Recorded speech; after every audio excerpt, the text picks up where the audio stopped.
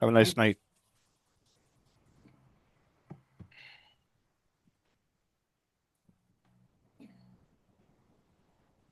Oh, Jake's napping. Good kitty. Okay.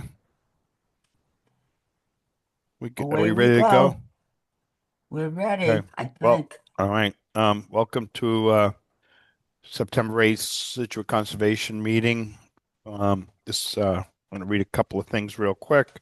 This meeting's being held virtual as an alternate means of public access pursuant to Chapter 20 of the Acts 2021, temporarily amending certain provisions of the open meeting law. You're hereby advised that this meeting and all communications during this meeting may be recorded by the town of Scituate in accordance with the open meeting law. And then the town of Scituate, the Conservation Commission is committed to providing an environment of respect during our meetings. We ask all members to interact in a polite manner, even when there's disagreement.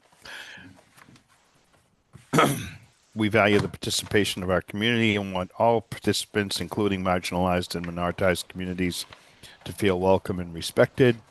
We ask our committee members and all who participate to commit to these standards and to support and respect our community. So that said, we have an agenda for the evening. Can I get a motion? Um, Any add-ons from anybody before I make the motion? I ones that I was concerned about with the land donations, so I'm good with Yeah, but those. they're on the agenda, so. Yep. Okay, so I'll make a motion. We accept the agenda as written. Okay. That's Penny. Do I have a second? I'll Second from second. Jen. Ooh, Okay. From Jen. All in favor. Brendan Yes. and Eric, Yes. Roger, Yes. Robbie, Yes. and Frank. Yes. Great. Thank you. So we have everyone here. So the plan was, because we have to vote on the orders for 107 Edward Foster Road this evening, and we're limited on the folks that can vote on that. Roger and Robbie have not served at a time when we were debating a lot of this. So we're going to do those a little out of order and do them first. And then we'll move to the regular agenda. Um, and I just want to remind everyone that when we're reviewing orders, a lot of times this is done pretty pretty straightforward. In this case, there's been quite a bit of discussion, and I just want to remind you that you can have questions for each other, can talk about this. What we can't have is any more additional information added to this. This hearing is closed. We can't take input from anyone in the audience. They're welcome to listen. This is going to be debated publicly, but it's the commission members discussing these set of orders and what they're how they want to vote on this issue. So it's and again, unfortunately, Roger or Robbie can't be part of that discussion this evening. So just so that that's clear. And if you need some additional information, you can ask Jen or myself or whatever, so you can have that type of conversation. But we won't be bringing anything more into the meeting. So everybody get that? Okay. Yes. All right. Jen, do you want to start? I have draft orders if you wanted to discuss the conditions for the project. Um, Otherwise, I think I'd like to hear what the commission is thinking. Would it be helpful if I put the plan up Yes. okay, you got it.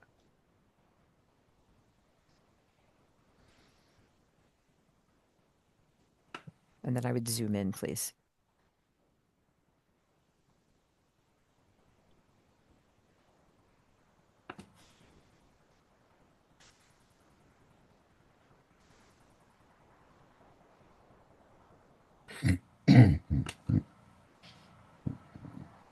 Okay.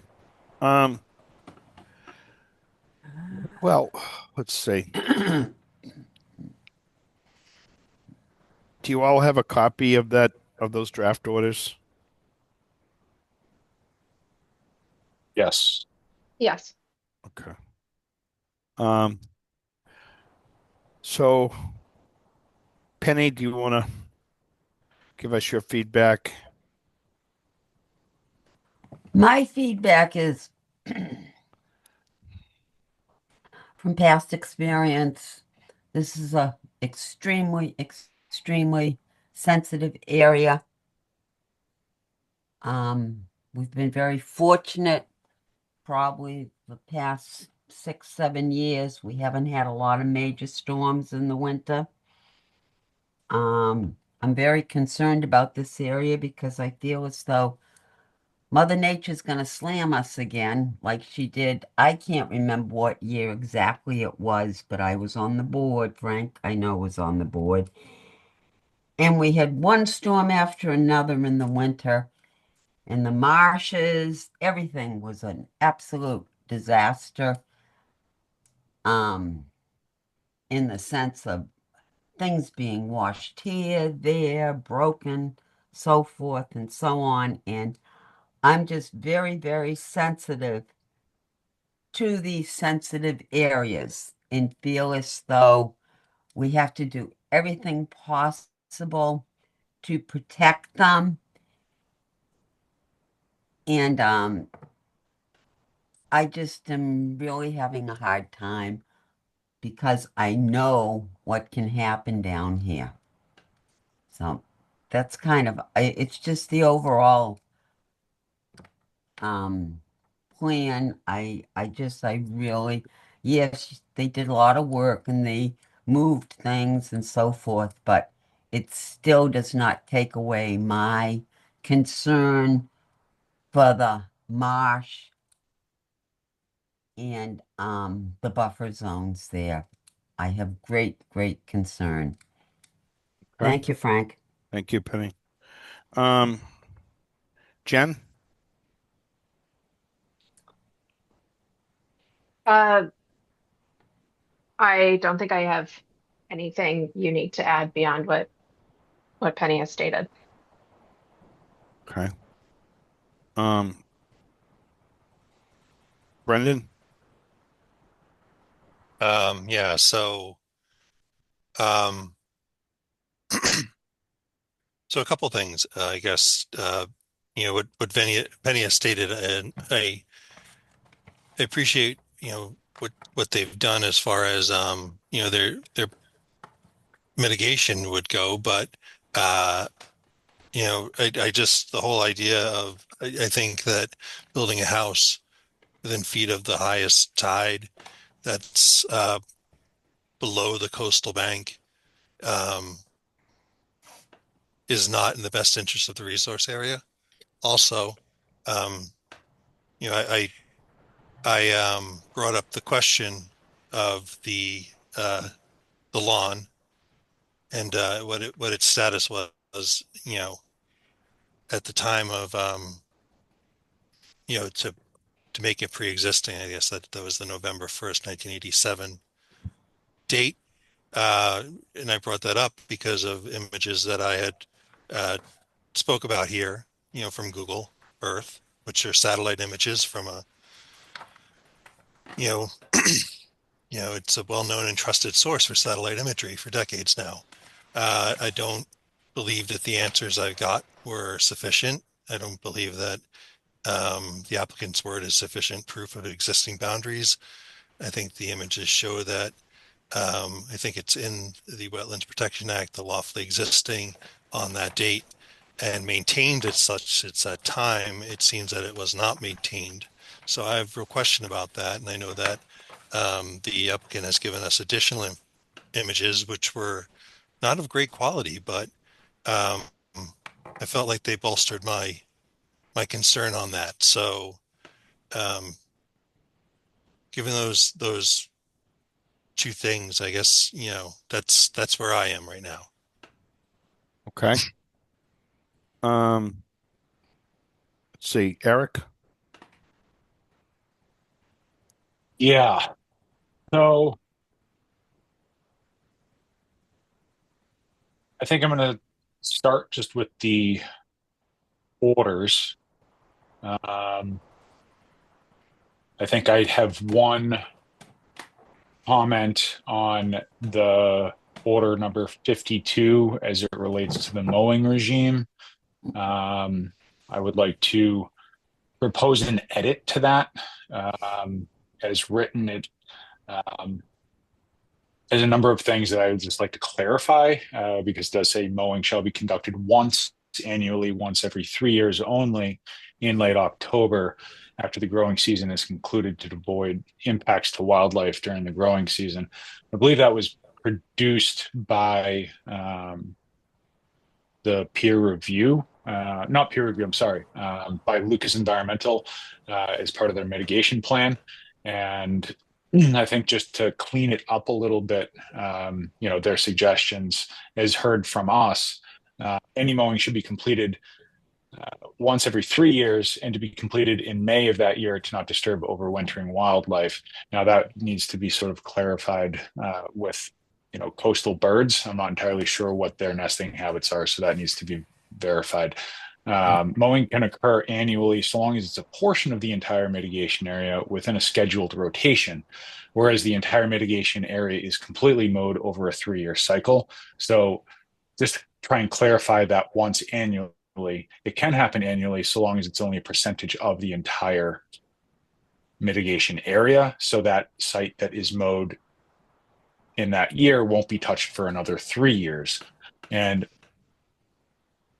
the entire site can be mowed once over a 3-year cycle. Mowing shall commence only after the mitigation area has had 3 years of successful growth and has been certified by a professional wetland scientist. And that's to ensure that the establishment of that vegetation has had a chance to adequately establish itself, as well as just vet the success of those plants that have been installed. So that's my biggest sort of edit on the conditions as written. To sort of address the project at large, I think that there's a couple of things here that we haven't seen before. Primarily the coastal bank.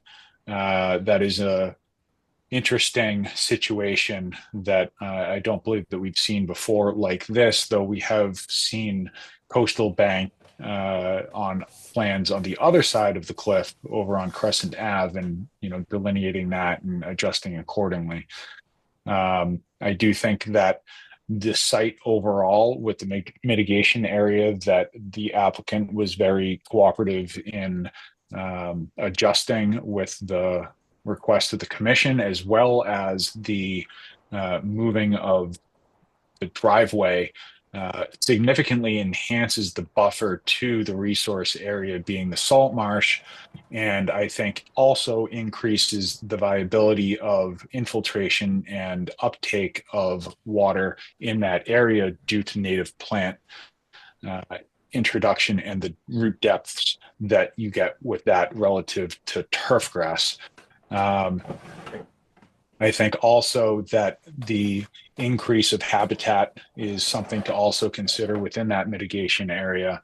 And I think in that sense, the site is actually improved overall from its current condition.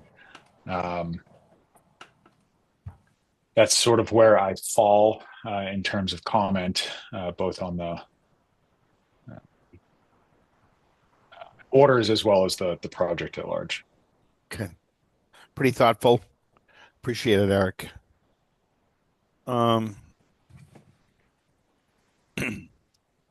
That's everyone that can vote, right? Except you. Except me. You can vote, I think. I can. Yeah. Well, I think we're all sort of looking at this in the same light, that it's been pointed out the applicant's been willing to work with the commission on a number of issues that were raised, including expanding I think the structure actually shrunk from the initial application, and then the moving of the driveway and the mitigation area. Um, it is a little unclear exactly where that line is, other than following the stone wall and making the presumption that that's been there for a significant amount of time. Um, it is hard to see with all the growth that's there, but um,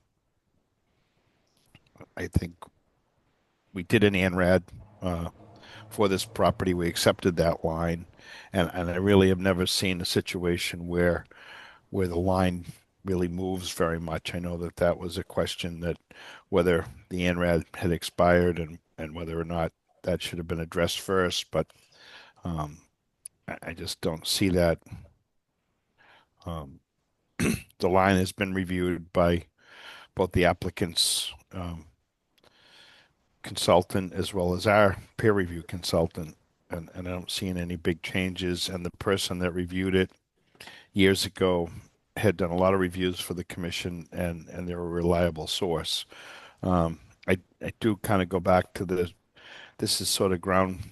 We typically do not condition a project below the coastal bank, and that's a tough one.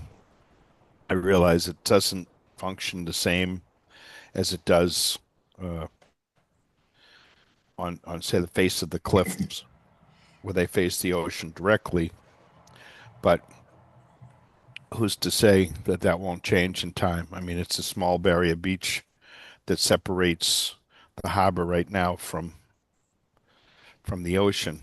So, but I'm assuming that that's going to be there for a very long time, but it still winds up being a coastal bank on this other side. Um, so I wish I could offer more thought on that. Jen, do you want to make any more comment before we move forward? If we are voting on orders, I wanted to say that it's what's in the order of conditions is our standard orders, our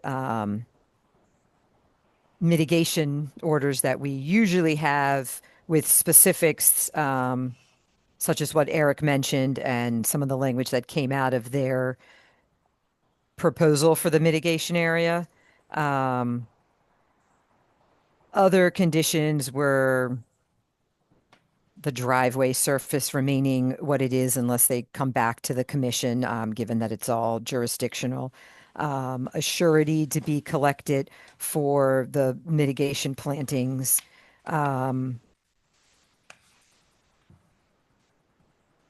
What we usually have in projects that are in land subject to coastal storm flowage is conditions about it being built with flood resistant construction according to building code. And those are normally in these types of sites. And I guess the other one would be following the completion of the mitigation area. It might be considered for reclassification of a resource area, just, putting that in there for future consideration. Just kind of want to mention some of these conditions that are not necessarily our standard ones. Okay. And, also that our conditions are not to be interpreted as indicating conformance to any zoning regulations. Okay. All right. Anybody else want to add anything before we start a vote here? So I have a list that I've been following. I'm going to continue to follow it. Jen, you're first on that list.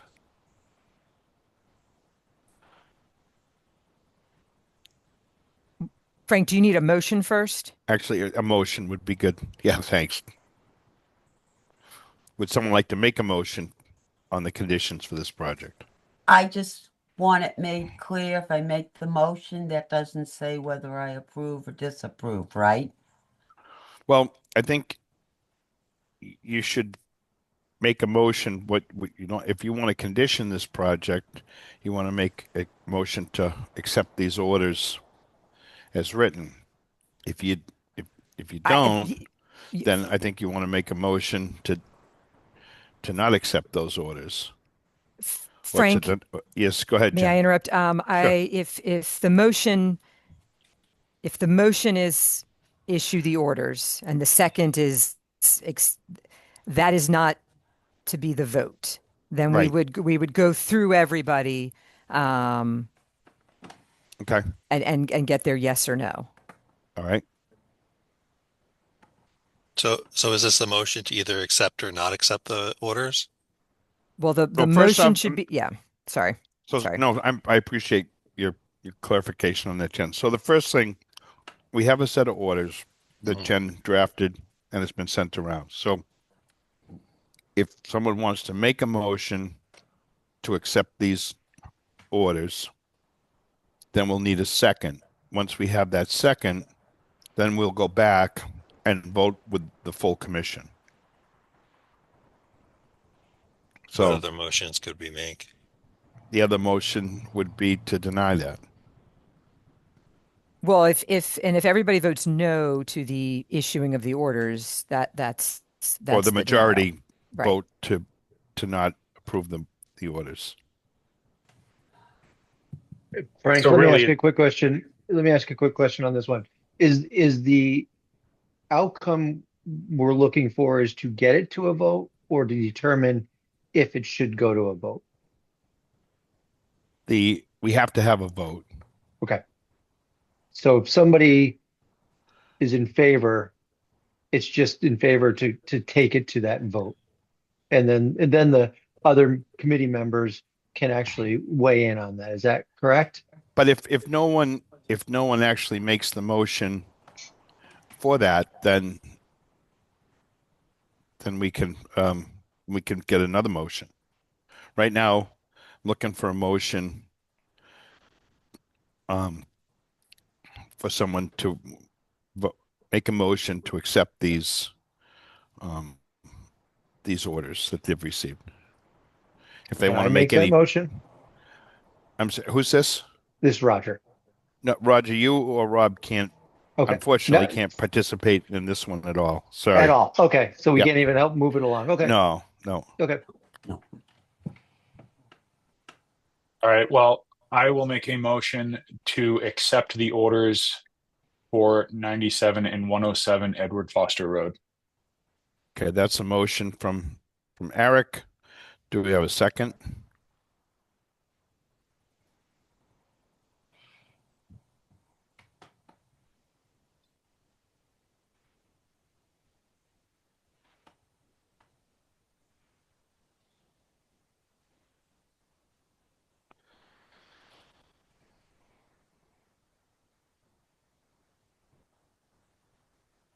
So nobody wants to second this.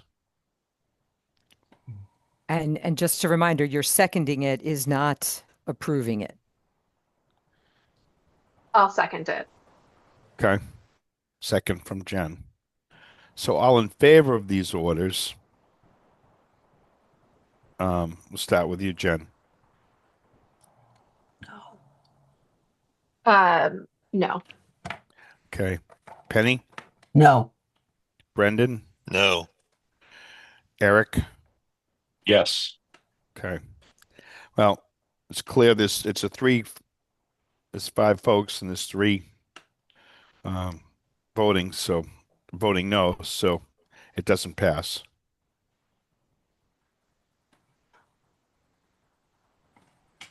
That's right.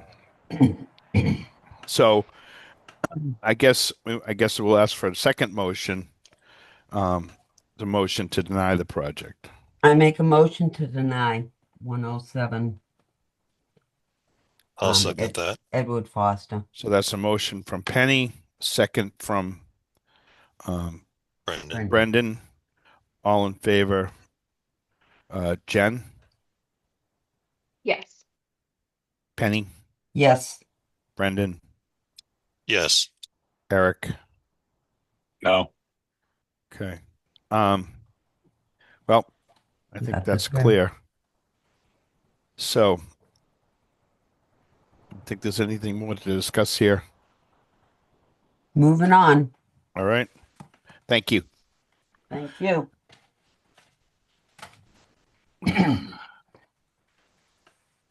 Um, let's see. Who's One next? 185 Edward Foster Road. This is They're Grady. continuing. When do they want to continue? Oh, wants to continue to 9/22. Can I get a Right. motion? I make a motion, we continue 185 Edward Foster to September 22nd, Frank? Yes. So a motion from Penny, I'll second that. from Brendan. All in favor? Jen, Yep. Eric, Yes. Roger, Yes. Robbie. Yes. Sorry, I didn't Yep, oppose no it. sweat. And Frank, yes. Okay. Well, that was a lot easier. Um, 47 Rebecca Road. We have Atlantic Coast Engineering.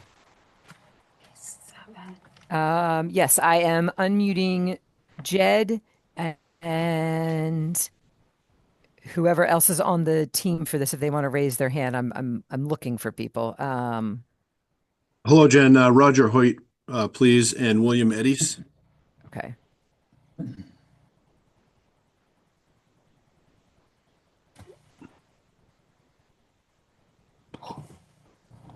All right, Roger Hoyt is unmuted. Oh, nope, I missed it.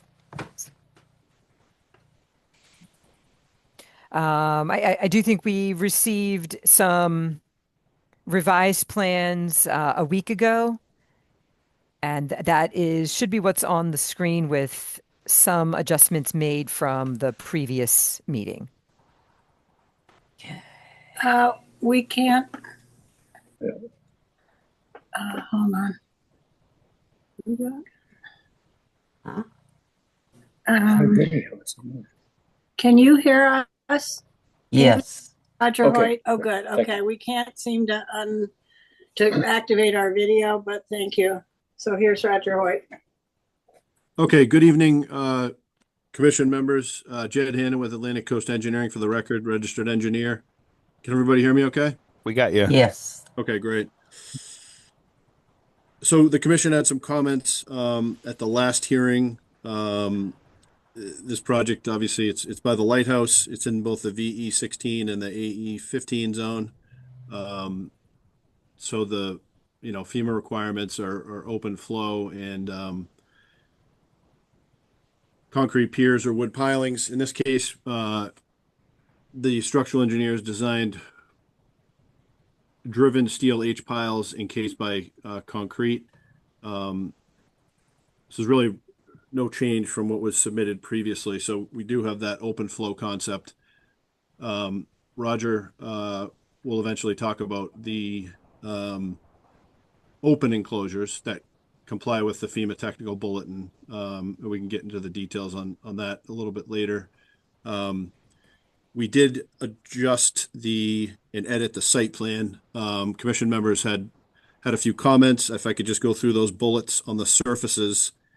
And then like we did last time, if the commission's okay with it, really kind of talk about those surfaces, any concerns with the foundation, and eventually, hand it off to Roger to talk about, the architectural and some of the other features, if that's okay with the commission. Yes. Great. So one of the bullet edits that we made is the concern about, smaller trap rock. So what we did was we changed the size of the trap rock to 5-inch minus for both under the deck and the first 1/3 of the house. And that's denoted on the plans on the right side where you see the proposed site plan.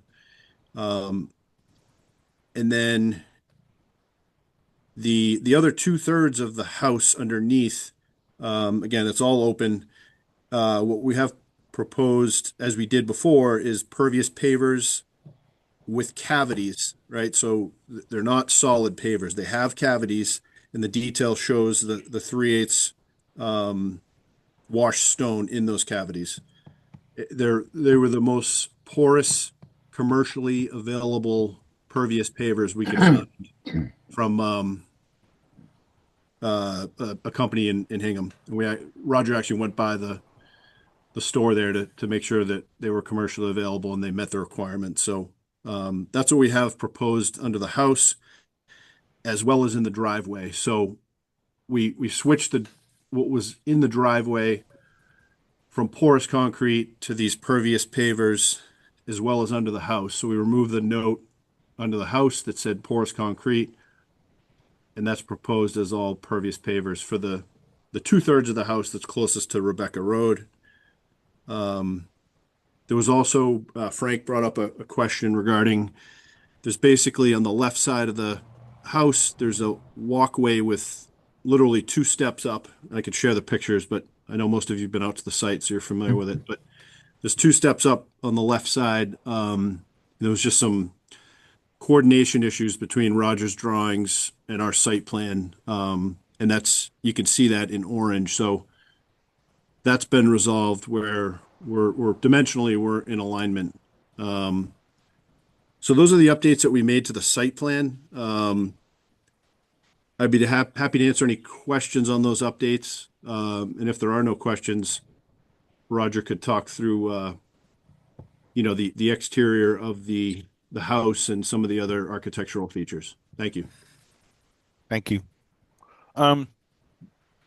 Anybody so far want to weigh in on that aspect, and then we can go to the I guess the skirting or the surround.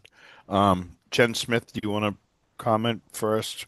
Yes, I do have concerns about the patio attached to the seawall, going to the property line and whatever that distance is above the ground. And all of that is in the velocity zone. So, in an area that's being hit with storms. And then just a reminder that this project as proposed it triggers the Scituate stormwater. So that is a whole other permit that needs to be applied for and go through a review process. Which we don't have that submitted at this point. Which could change things on the site. Might be small, but we don't know. So it would be good to have all of that information also. Okay. Uh, switch this up a little bit. Eric? Yeah. So it doesn't really appear as if any of the concerns that were really brought up relative to the scope of this project have been addressed with these revisions, whether it's the size of the house relative to the lot, whether it's the surfaces in the back or underneath the structure itself or in front of the structure. We're going from over 5,500 square feet of lawn to, less than 2,000. And that's a massive disparity in a velocity zone where we have these pavers, which we've had submitted photos of the movement of the existing paver patio. And the erosion and outwash underneath that's dislodged those pavers only furthers this point. So I don't really have much to add one way or the other at this point. This seems like it's just a rehash of what we've already seen with little change to significantly move the needle on the significant concerns that this project poses given to the environment in which it's found. Okay, thank you. Brendan? I'm with Eric wholeheartedly.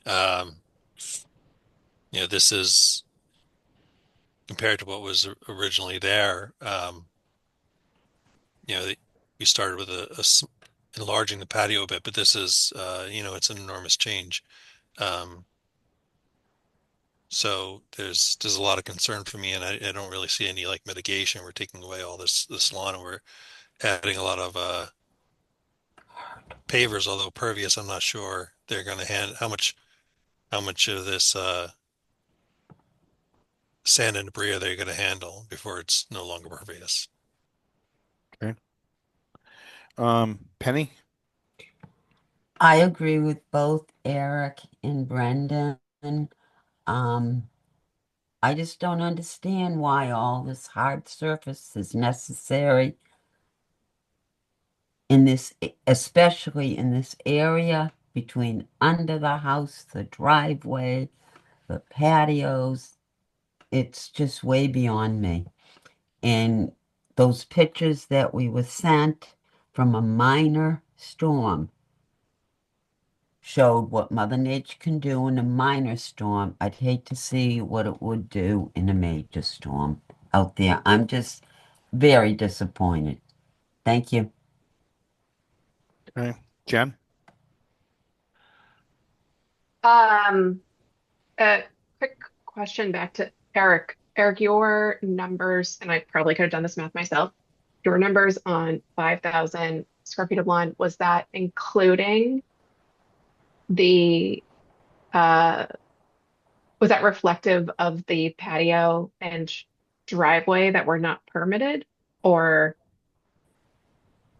just I don't I'm remember specifically where I was doing that yeah, calculation. okay, But if put it this way, if it wasn't including that, it would be yeah, even more of a disparity. right, yeah. So that's my my roundabout way of saying I agree with Eric, and I might agree even more strongly given the unpermitted work that uh, perhaps is being used to calculate different areas of disturbance. Okay. And sorry to put you on the spot there, Eric. It's all good. Roger? No comments. I think the other committee members raised some good points, but I don't have anything else to add. Okay.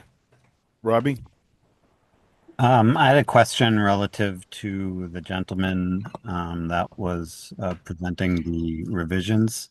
I think he mentioned that it was a porous concrete surface prior, and now it's a paver surface. Is that accurate, as in Yeah. a concrete driveway that can accept stormwater runoff, or did I misunderstand that?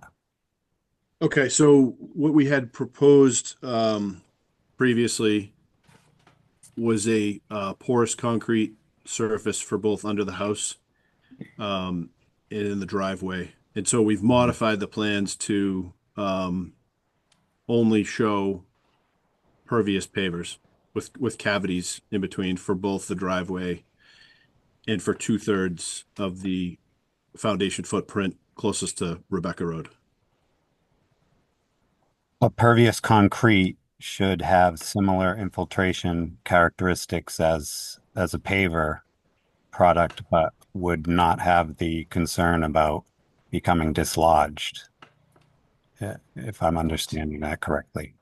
I think one of the concerns were pavers becoming dislodged during storm events, and if the driveway is a porous concrete, it will have the infiltration characteristics of a paver driveway, but without the concern of dislodging pavers, if I understand it correctly. I think maybe there was a question about the permeability between the two, Robbie, if I'm not mistaken. Ted, you have any calculations on that? The So to difference? answer your question, I know Roger has some technical information which he'll explain. And he should have that information. Relative to just to clarify, just in case there's any ambiguity, relative to the existing HMA hot mix asphalt driveway that was installed illegally, that would be completely removed. And again, what we're proposing is porous pavers, pervious pavers. And then in the rear, only install what was permitted through an RDA from 3 years ago, which is 560 square feet. So we're trying to make the site as compliant as possible. In terms of stormwater, we are trying to recharge. We do have it proposed to recharge all the roof runoff below grade, and there's engineering details for all of that. So we are complying with DEP's BMP's requirements there as much as possible. But I know the owner of the property is not on the call. He had some medical issues. We're going to need to really link up with him and kind of get some answers relative to feedback we got from you folks, and then certainly circle back on that. But if there's no more questions on the surfaces and the foundation, is it okay if we have Roger Hoyt speak about the rest of the project? Well, Wait a minute. couple of them. Did we get, Jed, did we get a narrative like for this project? We have the plan. Jen, do we have I do think we got one with the initial filing, but I am looking right now. But with these changes, it would be good to have, whatever the current plan is. I'm going into it right now. Absolutely. Yep, we did submit an NOI narrative summarizing the scope of the project, the fact that it's a raise and reconstruct, and the scope of the project. And certainly, yes, as we've refined this, it needs to be updated, and we have no problem at all updating that and sending that to the commission. Okay. I guess you're hearing the concerns about the commission with the extent of this expansion. You have a relatively small house, although it's a foundation, which would block the flow of water. And now this house is on piers, so technically water can flow through it. Maybe some of the things for commission members to think of when water can flow through this rapidly. I mean, that's the idea, rather than have it get diverted around the house. But what you don't want to have is have that water get accelerated by being on a hard surface. And that's why there's the discussion of using this trap rock or some irregular type stone in a lot of these areas, or lawn, something that would kind of slow down the flow of water, if you will, as opposed to speed it up. One of the things that's discouraged in these areas is hard surfaces where the flow of water is actually accelerated once it overtops the seawall and is flowing there, and it's in a V zone, so we know that can happen. So the pavers, pervious or pervious concrete, awful times, a lot of folks over the years have tried to hard surface almost their entire property over the years of getting their lawn scoured or other things washed away. Sort of the solution was to pour as much concrete as possible instead of a lawn. And we saw a lot of that on Surfside Road and in other places. But in fact, what happens with that is it just winds up speeding up the water and having it impact the neighbors.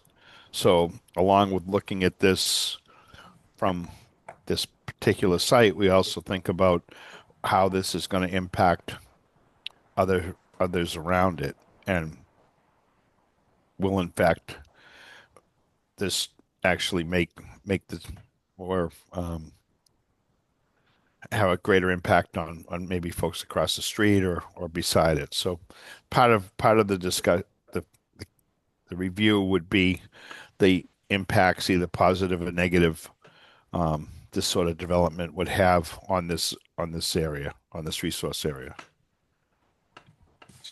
Yes, again, Jed Hannon, totally understand.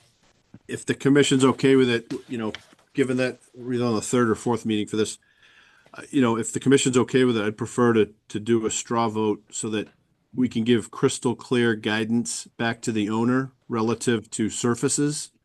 And I think however it goes, it'll deliver the message of what the commission's willing to accept.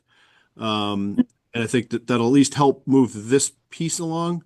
The stormwater, obviously, I know the architect's looking to reduce the square footage of the roof area to get below the 25% net increase in impervious. He can talk about that, but totally appreciate all the comments on the surfaces, and I understand where everyone's coming from. So if the commission's okay with that, we'd like to do at least a straw vote on the surfaces later. Can we first, I think I'd like to hear from Mr. Hoyt. I think, Jed, if you don't mind, sort of get the whole project, and then maybe we Great. can give you a little bit of input. Okay? Great. Thank you. Thank you. Jen, am I on?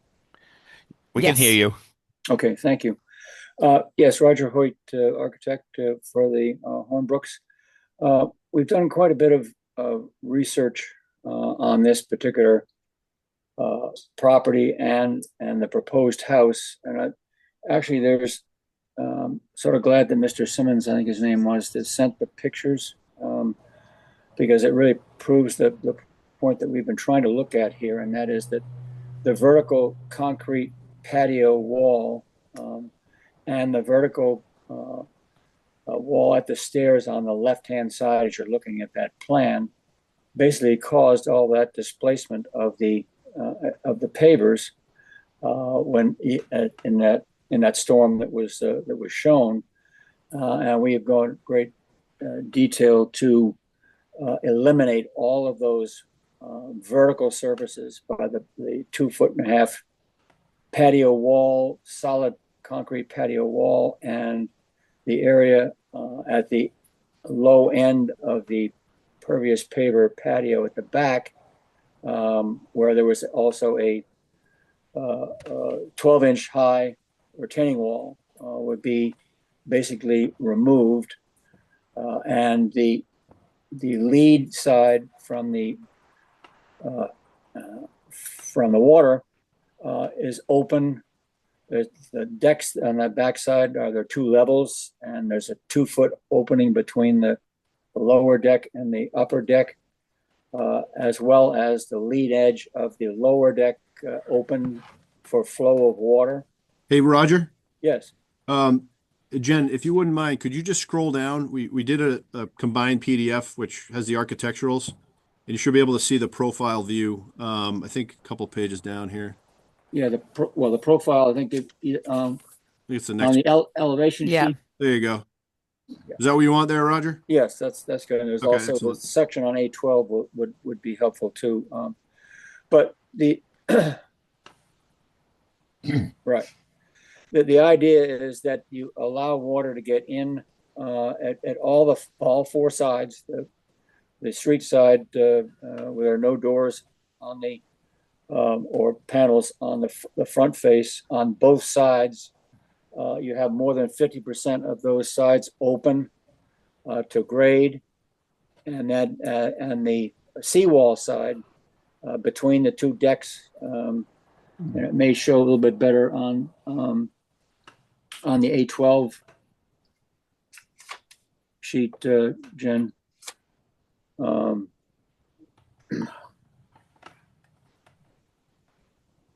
Okay, well, you can see that the opening between the upper deck and the lower deck. There's also an opening at the underside of the lower deck area. So that entire face is open, and there all the decking is running left or right across the site, so the water is able to get in in the grooves between the openings between the deck boards and down to that area. Been to several JF Price, the stone yards, and spent some time there looking at the larger stone which placed on that slope that you see underneath the decks and underneath the first area of the house. which slows down because of its contour, slows down water, and there's much more opening. There's probably 3 different porosities of surfaces on this project. That the patio paver is, again, that those pictures show that the proper size gravel was used when that patio was put in, but there wasn't enough room between the paver pieces to allow for the reception of water through all the joints. So that's one of the reasons why they didn't get displaced as a part of the overflow on the wall. There's also a different porosity of the grass areas. There's texture, obviously, with the grass, which helps to slow down the movement of water.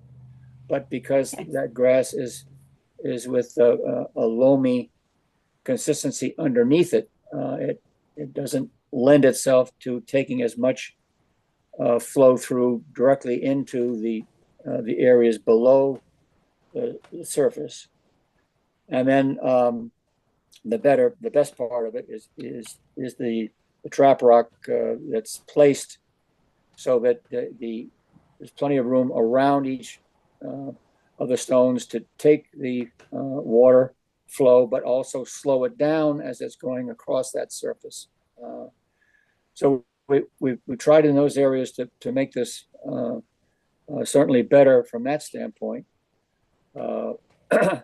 We'd gone back to the 560 square feet of patio between the deck and the seawall that was approved several years ago, but would certainly be willing to discuss alternatives for material there. And we also would like to maintain the patio pavers in the undercroft underneath the house itself, because they think that those would have ability to keep them in place. And then again, if shells or stone was to be considered on the driveway, that was also something that the owners were willing to consider. I think most of you and most of us have seen what happens with the smaller stone driveway and shell driveways that with a major overturning of the seawall end up downstream from the property. But that's something that they would certainly want to consider. We're also looking at details on the roof to reduce the amount of roof area. The existing roof, I think, is 704 square feet. The new listed roof area was 1584. We're working on a detail that would actually reduce that roof area. But we've also installed 4 of the subsurface trenches with gutters and downspouts that would take all the runoff off the roof itself and put it into those sub-level trenches for the disbursement of that water, which obviously is the huge piece of the increase in the amount of square footage involved. Our hope is that when we get finished with the redesign on the roof surface, that we'll be able to lower that down considerably, along with all of the work we're doing with surfaces around the building to make this all work. But we'd also like to have some conversation about. We have about a 2-foot between the trap rock coming down the slope underneath the decks and the first third of the building. We have about a 2-foot drop from that to the level of the undercroft, the parking area underneath the house. And there was some question about the ability to have concrete or even the possibility of having some stone as being the retainer for the grade differential. It drops from about elevation 13 at the back end of the house to elevation 10 at the front of the house to elevation 9, 8.59 at the street at Rebecca Road. So there is some on the walls going up and down the site, the ability to slope those with the grade, which is what we would like to try to do, to leave complete from side to side ability for water to get into the more porous surfaces off the grass and into the stone to have it be recharged below the surfaces there, as well as at the undercroft. And then work to maintain whatever we'd have to do in terms of a agreement with the commission if we were to decide to go with gravel and or a shell driveway service in front, the ability to retrieve that product to get it back to the service. So we're basically trying to work with the commission in a collegial way to try to present a project that's not overbearing or overpowering. I think there are 30 houses on that side of Rebecca Road towards the seawall, and there are some that are smaller, and there are some that are larger. But we're working at this point to try to minimize that, and would love to get some input back from the commission about the sidewall retaining walls and the ability to take the retaining wall that's at the steps, the two steps that come off the pervious patio paver area down onto the grass. And obviously, if that 560 square feet is taken out of the plan, then we'll have some obviously that 560 square feet added to the grass areas, which are one of the lower rated pervious pieces, but it's still, because of the texture of it, does slow down the movement of water seawall to Rebecca Road. Okay, thank you. So I guess we've gotten to the second part. I guess I should run through commission members again. We still haven't asked for any input outside of the commission members, so we're going to have to do that as well. Circle back to where we started before. Jen Foley? Yeah, I have nothing to add. I think we've made our position pretty clear. So, Okay. All right. or I made my position clear, not our position. Sure. No. Penny? Yeah, I'm listening. I just don't like all the hard surfaces. And yeah. They're trying, but we have a ways to go, I think. Okay. Thank you. Thank you. Brendan? I don't have anything to add at the moment. He said absolutely not. Okay. Eric? Just to reset the resource area here, it is a coastal dune, and that is something that we are looking at here when it comes to these surfaces. And the pavers will interfere with storm damage and flood control functions of a coastal dune by definition. And that, just to be clear, this is what the issue, I think, is of the commission, is these pavers, despite having trap rock and raising the house, the scope of what is being proposed is not congruent with what the objectives are of operating within this resource area. And the performance standard in a dune is that there is no adverse impact. And I think it's been pretty clearly stated that there is potential adverse impact of introducing these surfaces to this environment. Never mind the fact that pervious pavers will incur degradation through sedimentation, through either minor overwash and sediment being washed over in non-storm events, let alone storm events. And once those cavities have filled with fines, they're no better than impervious pavers.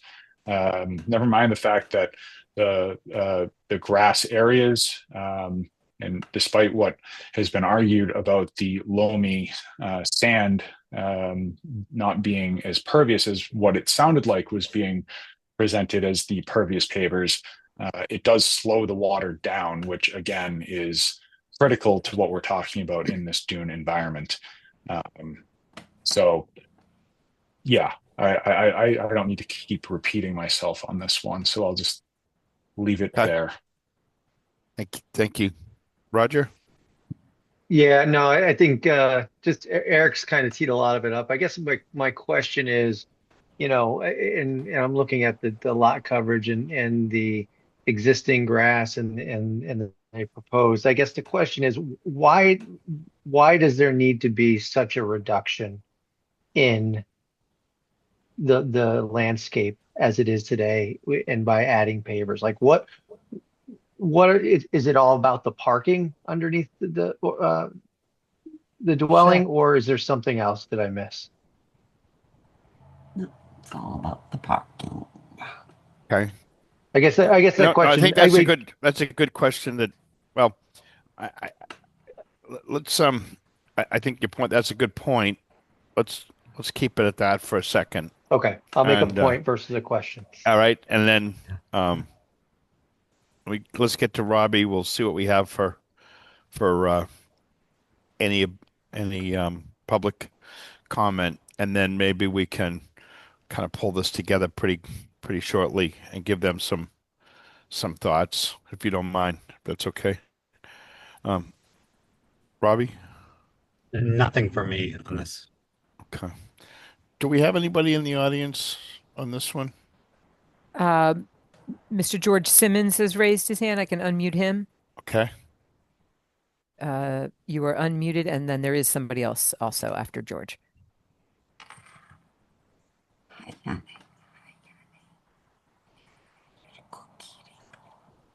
So you might need to unmute on your end. There we go. I'd like to add that we've discussed that the pavers are going to move. Can you just give us the name and address, please? Yeah, George Simmons, and I own the land across the street from 47 Rebecca Road. Okay. Okay. So we've discussed tonight how the pavers are going to move in a modest storm. I'd like to add that trap rock that's underneath the pavers is going to be an absolute mess because all that's going to move as well. And you're going to find that stuff, if there's not a retaining wall going across the property, you're going to find that stuff either in the street or on my property on the other side of the street. And that's why I've expressed concern. If you're going to allow to fill this area with pavers and trap rock, you need a way to keep it in place. Okay, good. Appreciate your input, Mr. Simmons. All right, and I'm unmuting Kendra's iPhone. Okay. Hi, my name's Kendra Hornbrook from 47 Rebecca Road. Good evening. There was a question on why we needed to have the different material underneath the house and in the driveway. We do need to have a driveway of some sort and something under the house. We have 2 electric cars that we need to get up to the property. That's why a driveway was put in the first place. I mean, it only makes sense that someone has a driveway to their house. So that's an answer to your question. Okay. And for a comment back to George, he's worried about things going across to his property. Um, I just wonder if he has thought about the seashells or the pea stone that could be put in there. That will also end up across his property. He has a higher chance of that going across his property than he does if it was the pavers that are closed in properly. So that's all I have to say. Thank you. Thank you. Do we have anybody else? Frank, just one additional thought. Sure. It's Roger Hoyt. That this house is well within the setback requirements all around all four sides, the perimeter of the actual house itself.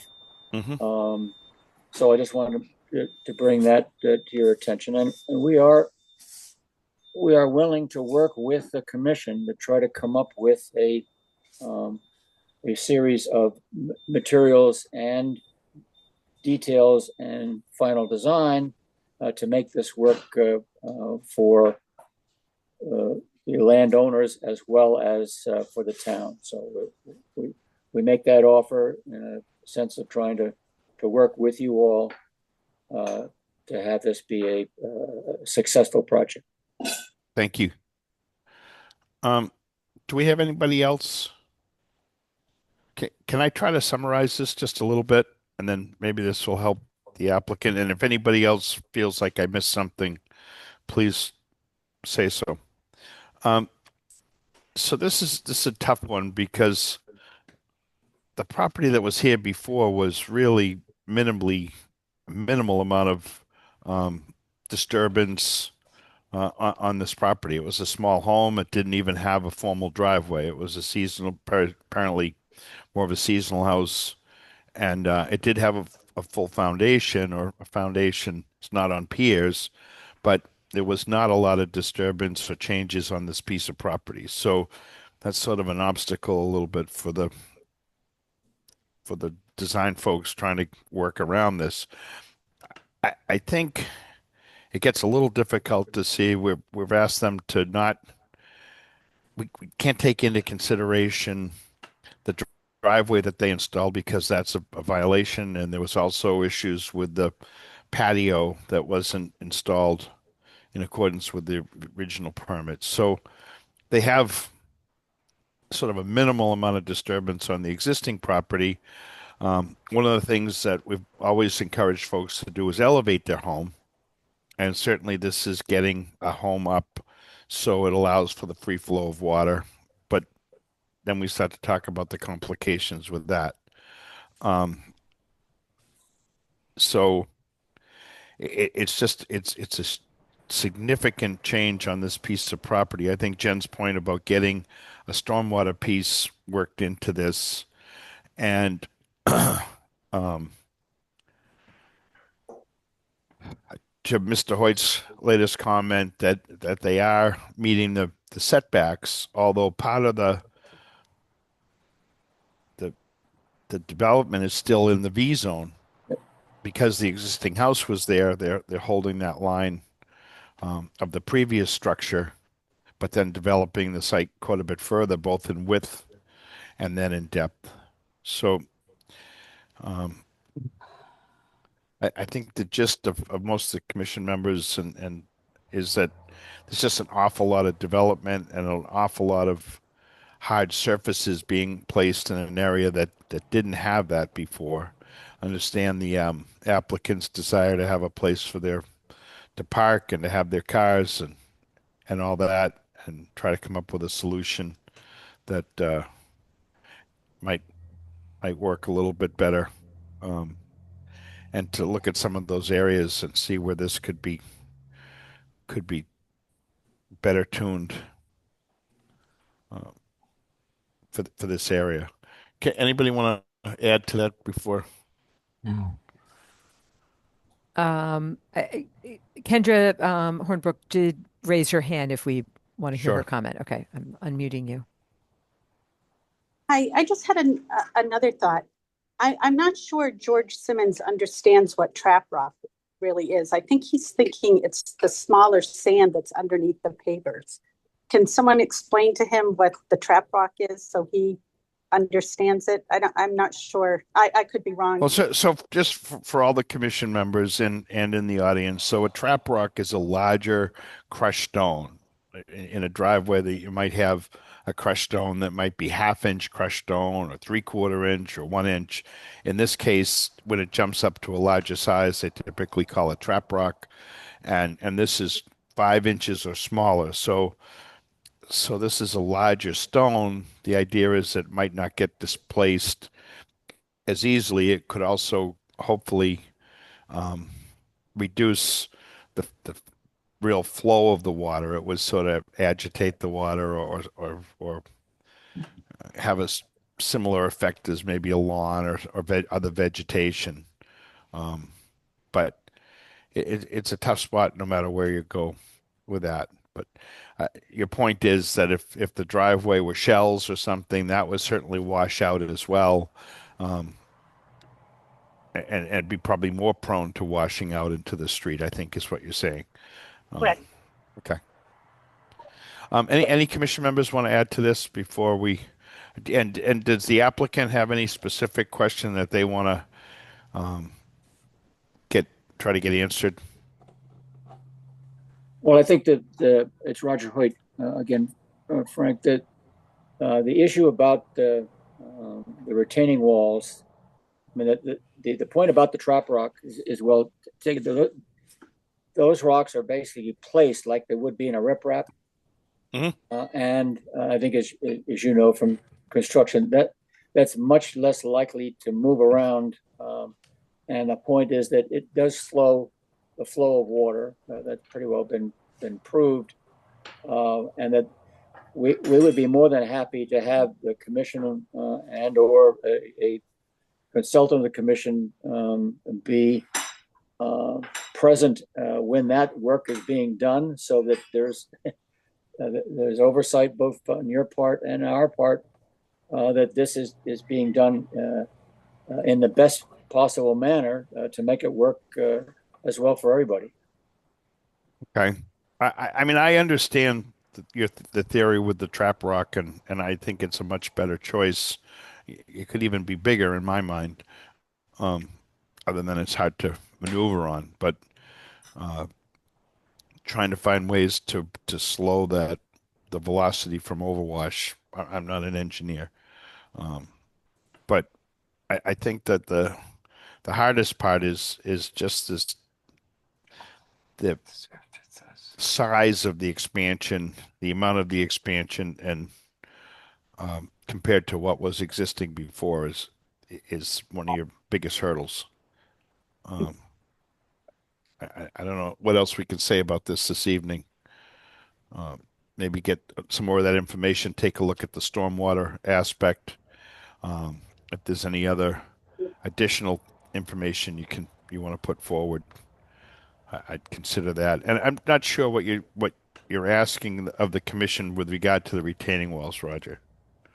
Just there was a question that was raised about the retaining walls going with the sideline property. Don't really affect at all flow of water from the seawall down to Rebecca Road, but anything that's put across the site would have some effect on that. But the whole point is that if everything underneath, those are only 1.5 to 2 foot high, that if we have the proper stone value underneath all this, that the water will then go down underneath and through it, underneath it.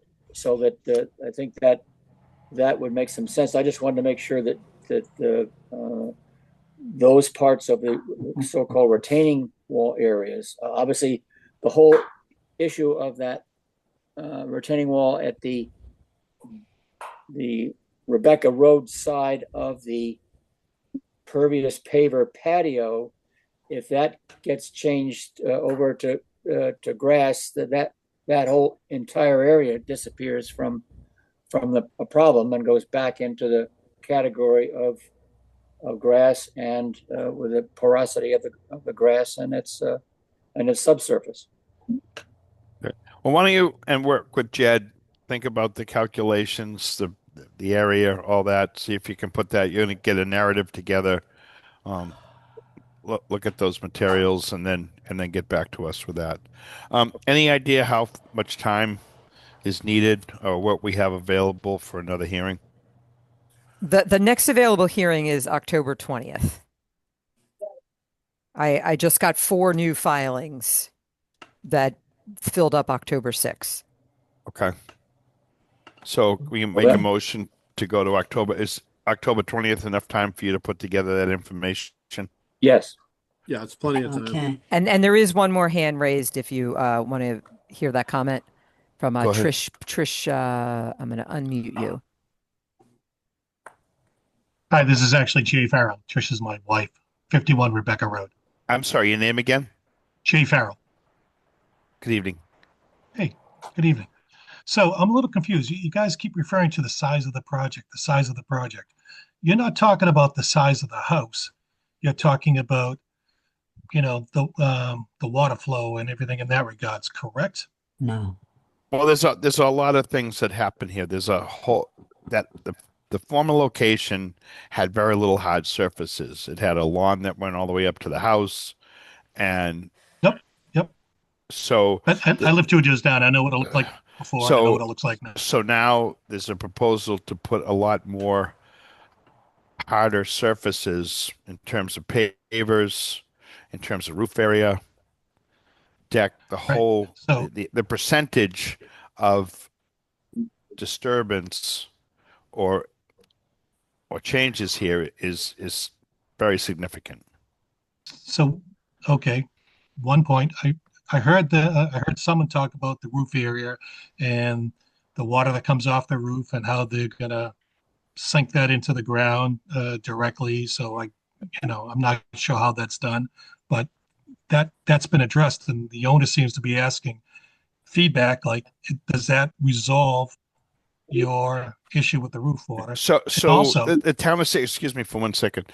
The town of Scituate has a stormwater bylaw. When you increase the impervious area over a certain percentage of what's existing, you have to apply for a stormwater permit. And that right now is not part of this plan. oh, okay. So there's a possible way to address it. It's not part of this plan, but it gives them a chance to go back. Okay. The other thing, and someone mentioned it as well, they're raising the house. It no longer has a foundation or won't have a foundation moving forward.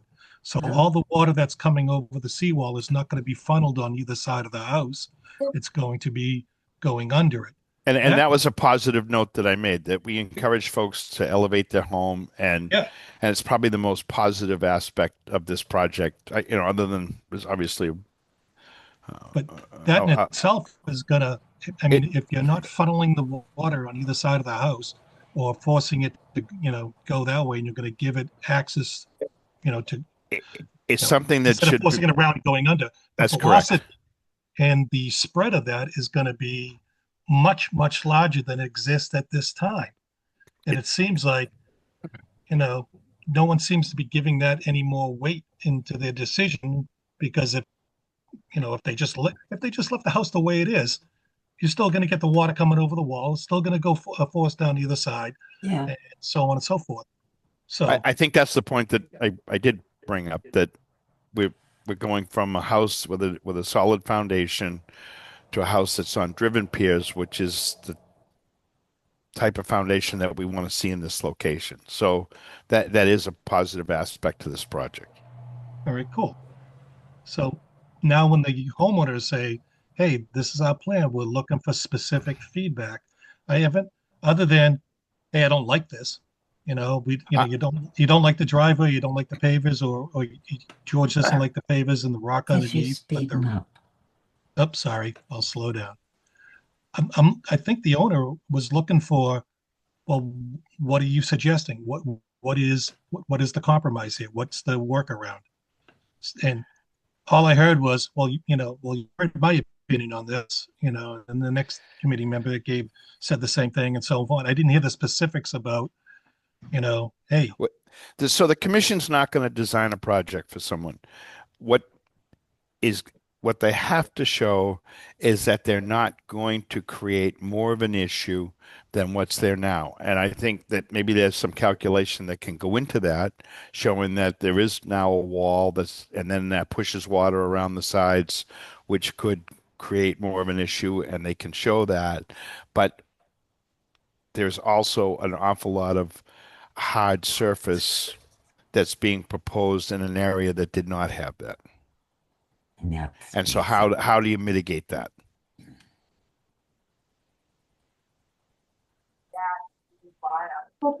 Okay, I think we're already ready to continue this.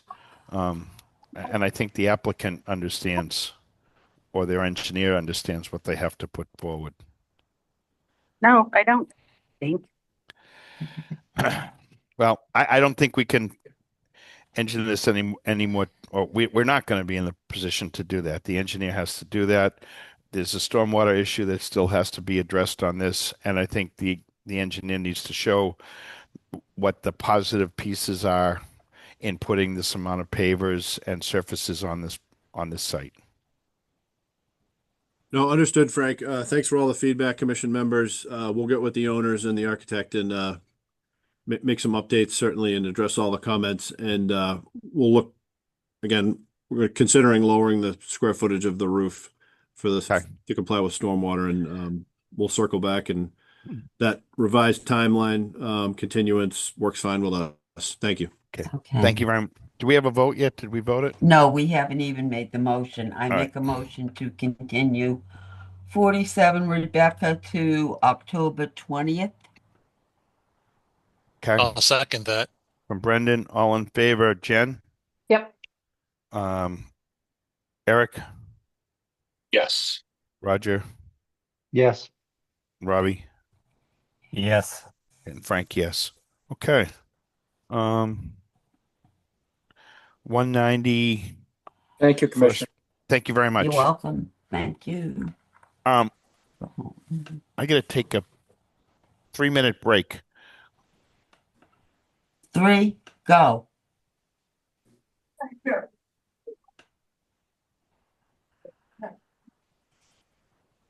Nancy?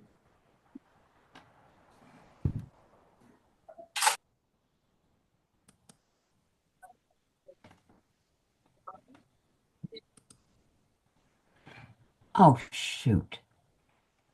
What did I do? Oh. Everything okay there, Penny? Oh, I just lost my screen. How do I get the screen back? I have my screensavers on now. View? Um, Son of a gun. Jake's laying on my keyboard. oh, you might need to use the keyboard. Yeah, but Did he accidentally hit one of the function buttons to shut off your he's screen? laying right across it. I'm still on, but I can't see the screen, okay? Zoom screen.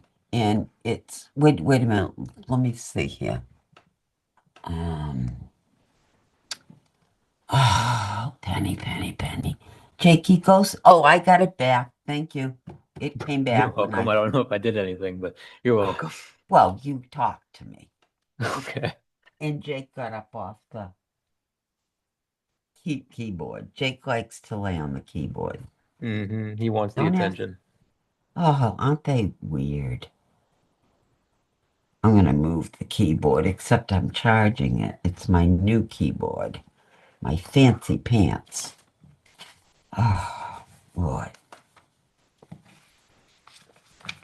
I heard that if you offer a cat their own keyboard, they'll lay on that. They just want to do what you're doing. Yeah, well, to be honest, she Is that just right? wants to be right in the middle Right. of the desk, you know? I hope we were discussing dogs while we're gone. No, we're Cats. discussing Jake. Okay. Oh, the cats. That's good. I meant Yeah. to say, don't forget you're being recorded. Yeah. Okay. No. Sorry No. about that. We're on to Discussing 190 good old First Jay. Parish. Yes. And Steve Ivis is unmuted. If anybody else Justin should be, Ives let me know. here on behalf of Steve, and then the applicant Dan Dufilly is also on, and I believe he should be unmuted as well, please. Okay. Great. Good evening. And if they want to present their updates, but if I remember correctly, it was adding the expansion of the driveway to the plan and the utility connection from the house to the new garage. Yeah. Yeah, this is Pretty Dan Dufilly. simple. We also added the 50-foot buffer line onto the plan. But those are the three things that were Yeah. in the revision. Okay. Pa-pa. Is that all we needed, Jen, to close this? Yes, that's all I have in my notes that we were looking for. Yeah. Frank, can I close? Or do you want to talk Yeah. some Well, more? I think we should just go through the members. Okay, go ahead. I know that you're anxious to move along. I think we all are. Okay. Jen? What did we lose, Jen? She's here. No, I'm here. Sorry, I didn't Okay. know if you were I'm talking other sorry. Jen. No, I don't have anything. Okay. Brendan? No, I have nothing. Thank you. Okay. Eric? I'm good. Roger? All good. Robbie? No comments. Okay. Uh, I'm good. Anybody in the audience? uh, I do not see any raised hands. Oh, good. Okay. All right. Now I'll you make a can make. No. I make a motion to close an issue, Jen. Yes. Yes. Who wants Okay, to do I have a second? it? Anybody want to second it? I'll second that. Thank It was you. sort of an echo. Was that Eric? Sure. Okay. All in favor, Ew. Jen? Yep. Brendan? Yes. Roger? Yes. Robbie? Yes. And Frank, yes. That was a lot easier than the first one. First few. Yeah. Okay. Well, it was just. Do we have to? We've already opened this, right? Zero Baileys. I Thank you. believe we did. Yeah. Yes, we Yeah, opened I have it. it continued. Yes, and then we continued it. We had received comments back from the peer reviewer, and we are waiting for a response to those comments. And So we have nothing but tonight. no, I do not have anything new to review for tonight. And hold on, I got one person who raised their hand. I don't know where they went. There they go. Can I unmute Buck Creel? I'm not, well, I don't know if we want to, I don't know if he's part of the presenting of the project. He'd be the owner. Okay, well, Come on, Buck. I'm actually the father of the owner. Oh, okay. But Good evening. good evening, Buck Creel. Appreciate the attention of the commission. We have not replied to the questions, the conversation with Jen Smith, and I believe my daughter would like to make sure that you have the proper information. So if this application could be continued, it would be helpful. Okay, great. And what's the time frame, Jen? October 20th. Yeah. Okay. Okay, can I do that, Frank? Yes, please. Okay, I make a motion we continue zero Bailey's Island to October 20th. I'll second that. That's from Brendan. Thank you. All in favor, Jen? Yep. Eric? Yes. Roger? Yes. And Robbie? Yes. And Frank, yes. How many times have we continued this one, Jen? This is the second continuance. Okay. It's not that many. All right. Is this a site that anybody wants to look at? It's pretty, we did do a site visit next to that property some time ago. It's a pretty sensitive area. Yeah, where the tennis court was. Yes. Yes. I can send an email around. I do think they have do have it staked. Okay. That It's a would be good. beautiful site. Right. I think it would be good for folks to get eyes on it, whether we need to have a formal site visit or just make people aware of being able to get Yeah. out and get their eyes on it. Okay, perfect. Thank you. Okay. 1820 Country Way. Thank you for your consideration. Thank you. Hey Jen, I don't know if I have the most updated plan on the digital. For 1820 Country Way, there's only Ye- one. Oh, okay. Then I do have it. Okay. June 9th. And we have Oh, no, Morse that's Engineering. Haley's. Yes, this is Greg. Good evening, Greg. Good evening.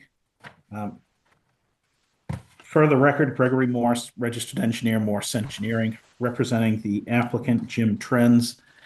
This is a notice of intent that we filed for property at 18 and 20 Country Way.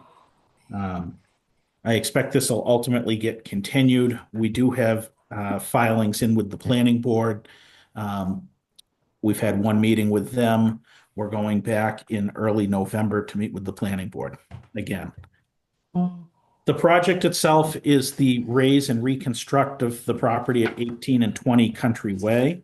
The property itself is approximately 26,705 square feet. You can see the outline here with the aerial photo. At the bottom of the site is an existing home, number 18 Country Way. At the top of the site here is an existing office building and residence at 20 Country Way. The property generally, overall, the buildings and the site itself are in poor condition. This would be classified as a redevelopment site. There's existing paved surfaces out there. There's areas that are devoid of vegetation. The entire site itself has previously been developed. There are a number of overlapping wetland and conservation jurisdictional areas, starting with the wetlands areas. On the opposite side of Country Way, highlighted in blue, is the edge of what was a bordering vegetated wetland delineated by Brad Holmes, who's a professional wetland scientist with environmental consulting and restoration. That's a fringe BVW to the Old Oaken Bucket Pond, which is on the opposite side of Country Way. Extending off of that in red is the 50-foot buffer zone, and in green, the 100-foot buffer zone. On the bottom of the page here, we abut the First Herring Brook, which is a tidal river. Along the edge of that brook, highlighted in blue, were inland bank flags, again hung by Mr. Holmes, and the red being the 50-foot buffer and the green being the 100-foot buffer off of that river. The entire site would be within the 200-foot riverfront area associated with that. You'll see a purple line at the top of the page here, which represents the 200-foot riverfront area. It encompasses the entire site. Through the middle of the site, we have what's referred to as land subject to coastal storm flowage. It's a FEMA flood zone at AE elevation 16, depicted on the plans. And then, while not necessarily a conservation area, but another area that we're aware of on the site that we're designing to is the Old Oaken Bucket Pond, being classified as a public drinking water supply, has what's referred to as a Zone A associated with it, which is a 400-foot setback.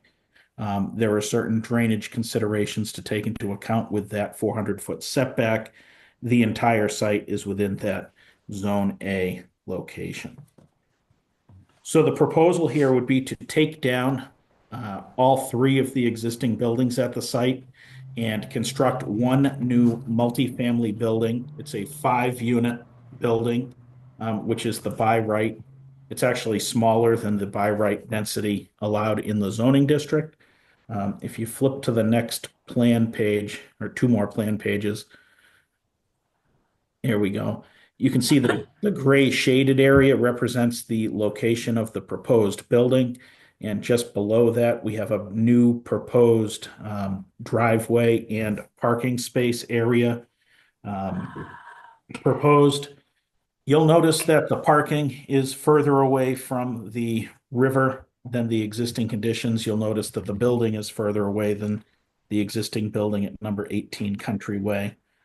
That area between the parking lot and the river itself would have a small stormwater system. It would be a rain garden that would be planted. And then that area becomes open space, amenity space, and would be entirely revegetated and replanted. If you look closely at the plans here, you'll see that inside the 50-foot buffer is that existing building at number 18 Country Way, but there's also a pretty significant asphalt parking lot behind it inside the 50-foot buffer, approximately 5 feet from the edge of the river. That again would all disappear in the post-development condition. If you flip to the next plan page, it will show the proposed landscaping.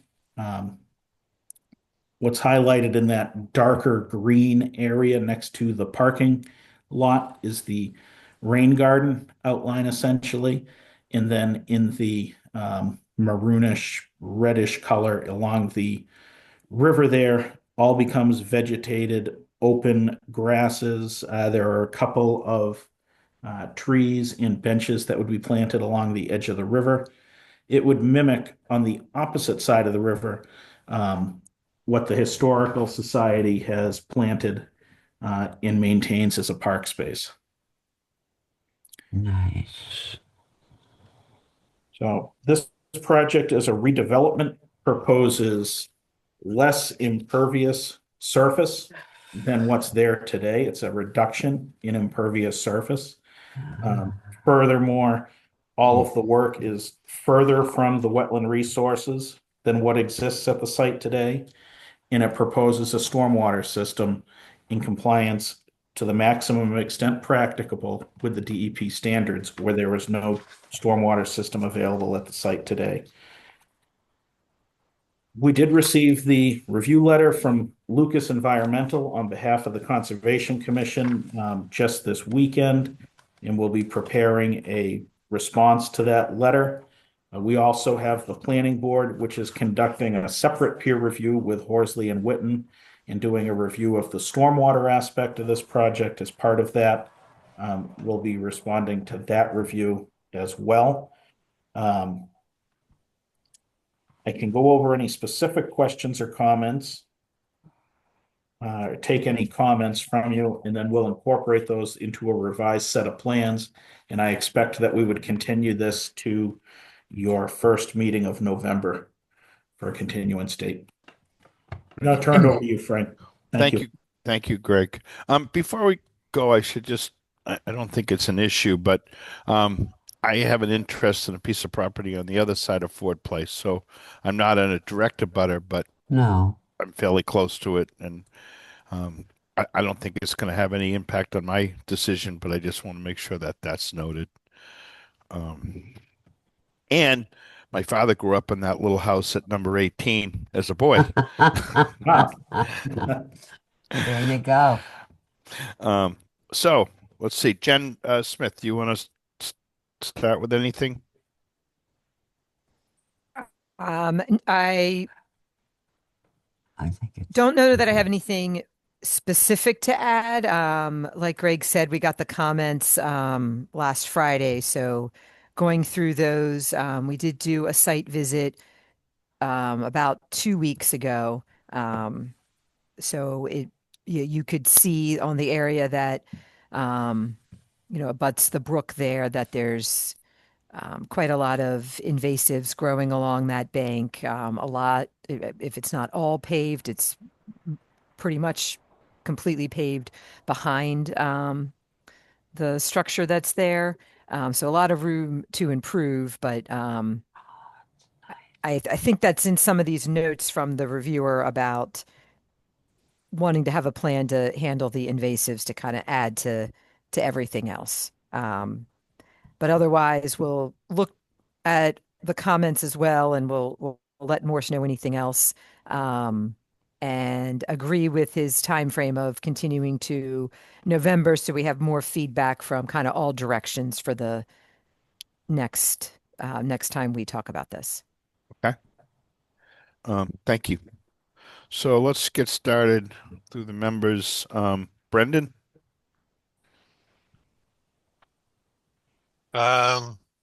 First, I guess so. The red area, does that go all the way to the river there, right?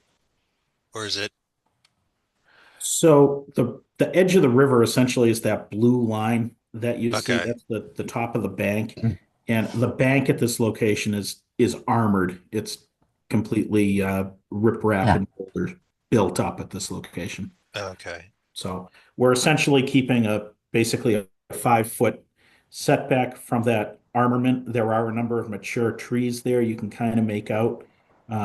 We are keeping all of those trees, and then any invasives in that area we would be removing. And then you can see that we are proposing a couple of additional plantings in that location as well as a fence between the coastal, the top of that bank, and then the mitigation area. Okay, a fence. All right. Correct. Is that a fence that has enough space for things to move under it? We believe so. It's a split rail fence. Okay. Yep. All right. All right. That was my only question, I guess. Thank you. Okay. Eric? Yeah, I think without going too deep, especially into some of the reviewer comments, I'll await Greg, your response to those before getting into any of those too deeply. But I did want to touch on sheet 5 of 9 with the planting plan. I guess we're on that already on the screen, just about the invasive species along the bank post removal.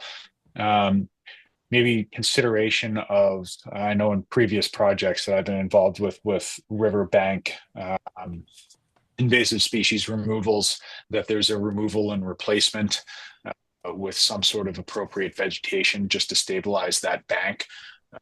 If that's something that the applicant and yourself would be amenable to investigating just on the river side of that fence line. Yep, I can make note of that and talk. We're going to be engaging a landscape architect to help, so we will discuss that with him.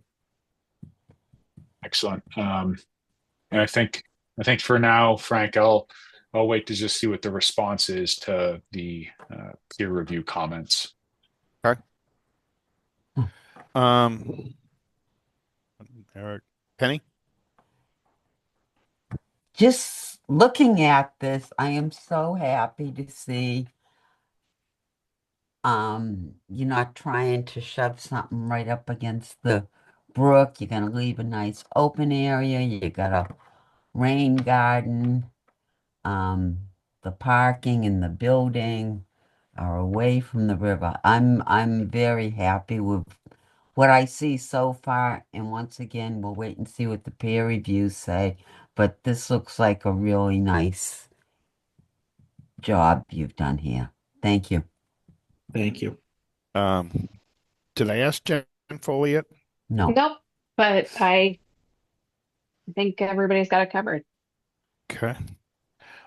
Roger?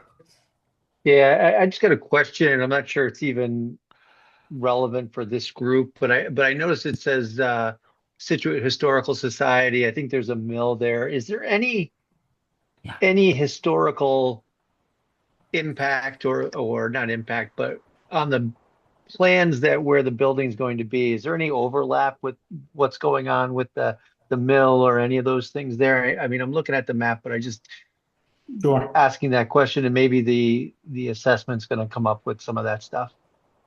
Sure. Yeah, the Historical Society did offer some comments to the planning board, and I can have those forwarded to you. You can see the location of the mill on the plan here, which is on the left corner there. That's the mill itself. But the commission does own kind of a rectangular piece of land to the right of the mill there, which a portion of our driveway accesses over. There's a right of way onto this property over that corner of land. They did have a pretty impressive write-up on some of the history of that house out back at number 18 Country Way. I'll forward that for your reading. But ultimately, the commission did already issue a demolition permit or approved of a demolition of that building. So they are involved with the review of this project. Okay. Thank you. Yeah. Robbie? Nothing for me on this. Okay. Do we have anybody in the audience on this one? I do not see any hands raised. Okay.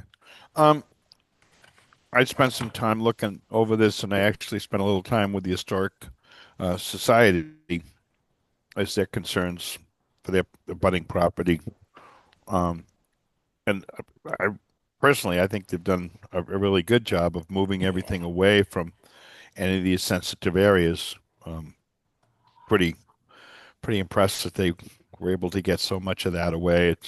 It's kind of too bad that old house has to go, but I know that in the past it had flooded fairly frequently, and I'm sure it's not in great shape. So sometimes I think, to answer your question, I mean, that's not our purview, but when the Historic Commission gets to review this for a demolition delay bylaw, that they have the opportunity to at least like inventory that and get notes and pictures and information on that house. So some of that's saved, and they'd look at it to see if there was any elements of that might have some historic value. But so when Greg, I'm sure you're going to take this really into consideration. There's a temporary sediment basin that runs along the brook, and I think that would be, from my thoughts at least, controlling any sort of problems or issues there if there is flooding. I mean, it doesn't go over as much, but if we have really, really big rain events and they have to release a fair amount of water, that can be, the water can be moving down that brook at that point. And they just want to make sure they take extra precaution, I think, along that edge, to be sure that can hold up to that. Sure. If actually on the screen here, if we can back up to the erosion control plan, which I think is page 3. Yep. So along the river there, you'll see that we kind of have shaded in a temporary sediment basin. I think we are going to be changing that. And I think what we're going to try to do is to utilize when we demo the existing house at number 18, we'll try to use the existing basement hole of that house as our temporary basin to limit disturbance even more and to pull it a little further away from the bank. That would be a great idea. Yeah.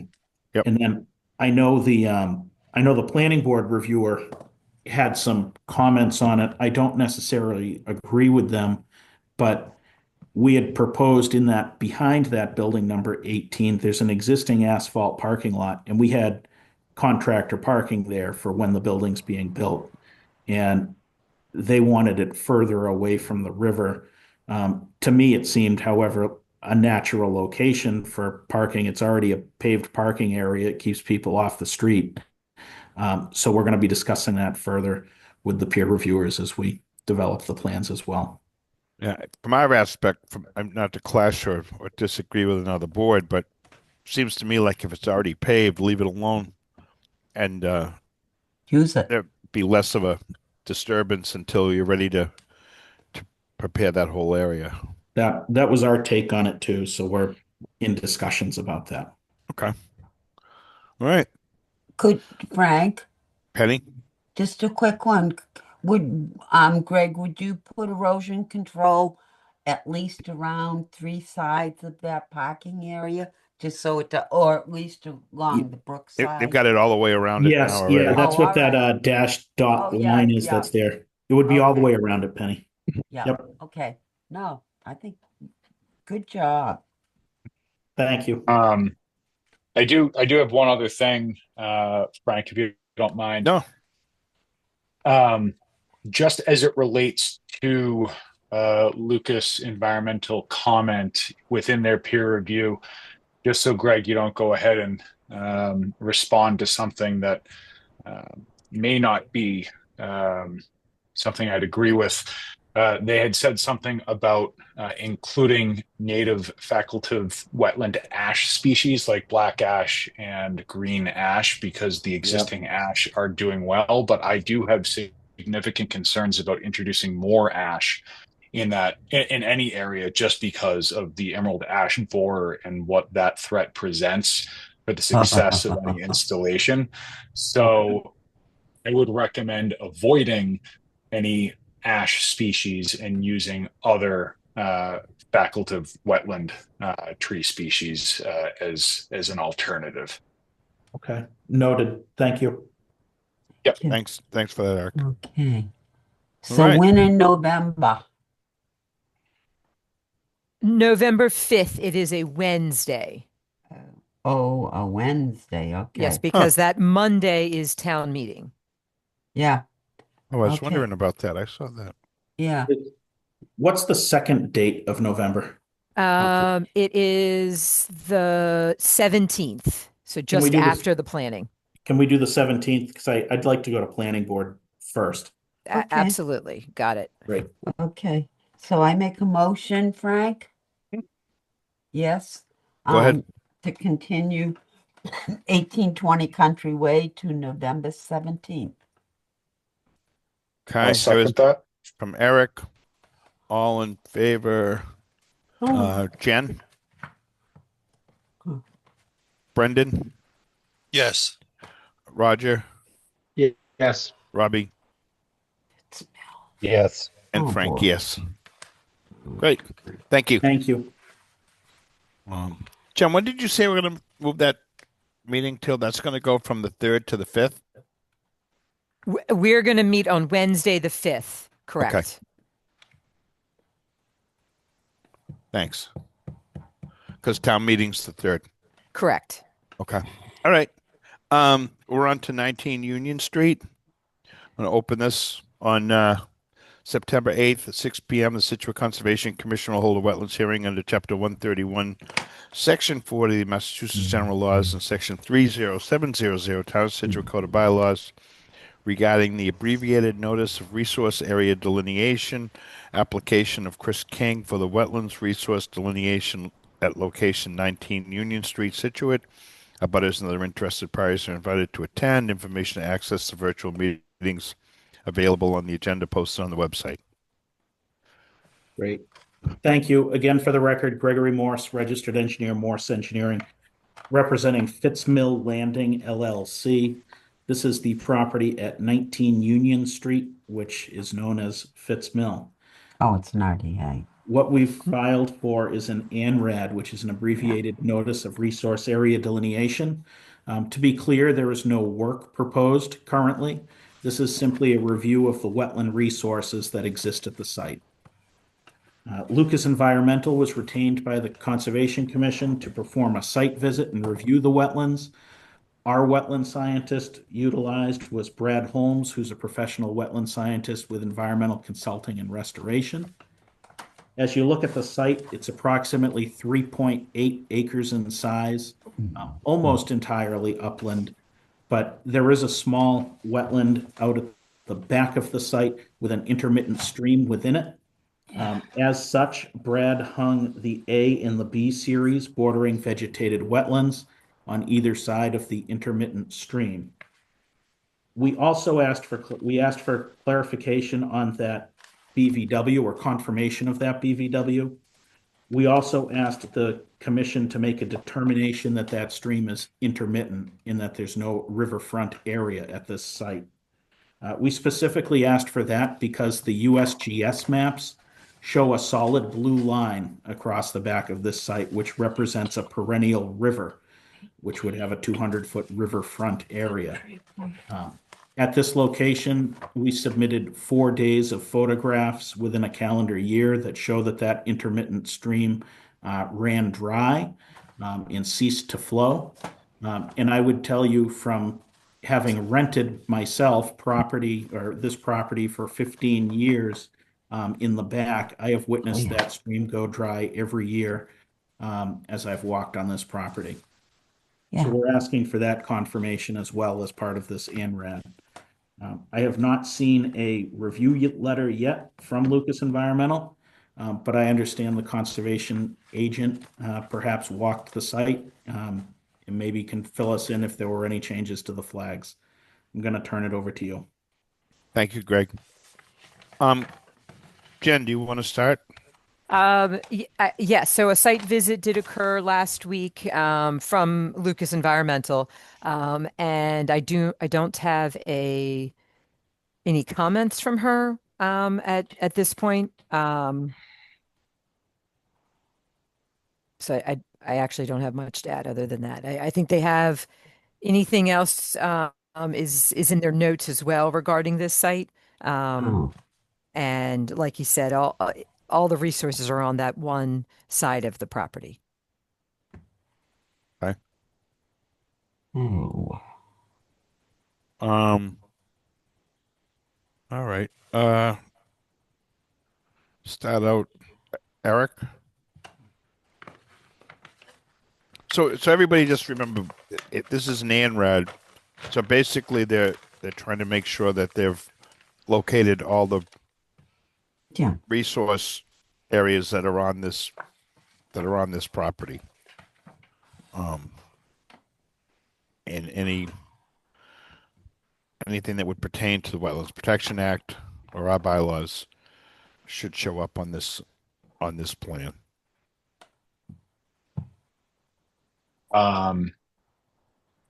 No, I don't have anything to add or ask based off of what we currently have.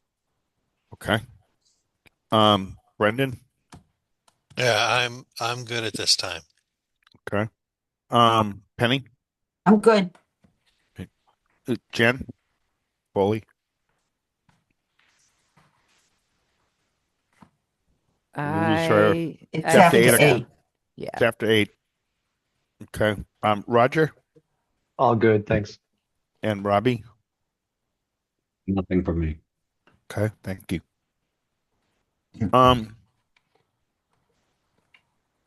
Greg, I'm pretty familiar with this as well. I know it was a pretty developed area. Over the years between the Fitz Mill and other contractors' yards, things like that. And they also did a fair amount of cleanup on the site, if I remember right. That intermittent stream, is that considered a tributary? It would be a tributary, yes. Okay. Yeah. It's just, we wanted to clarify that it's intermittent. It's a tributary either way, though. Right.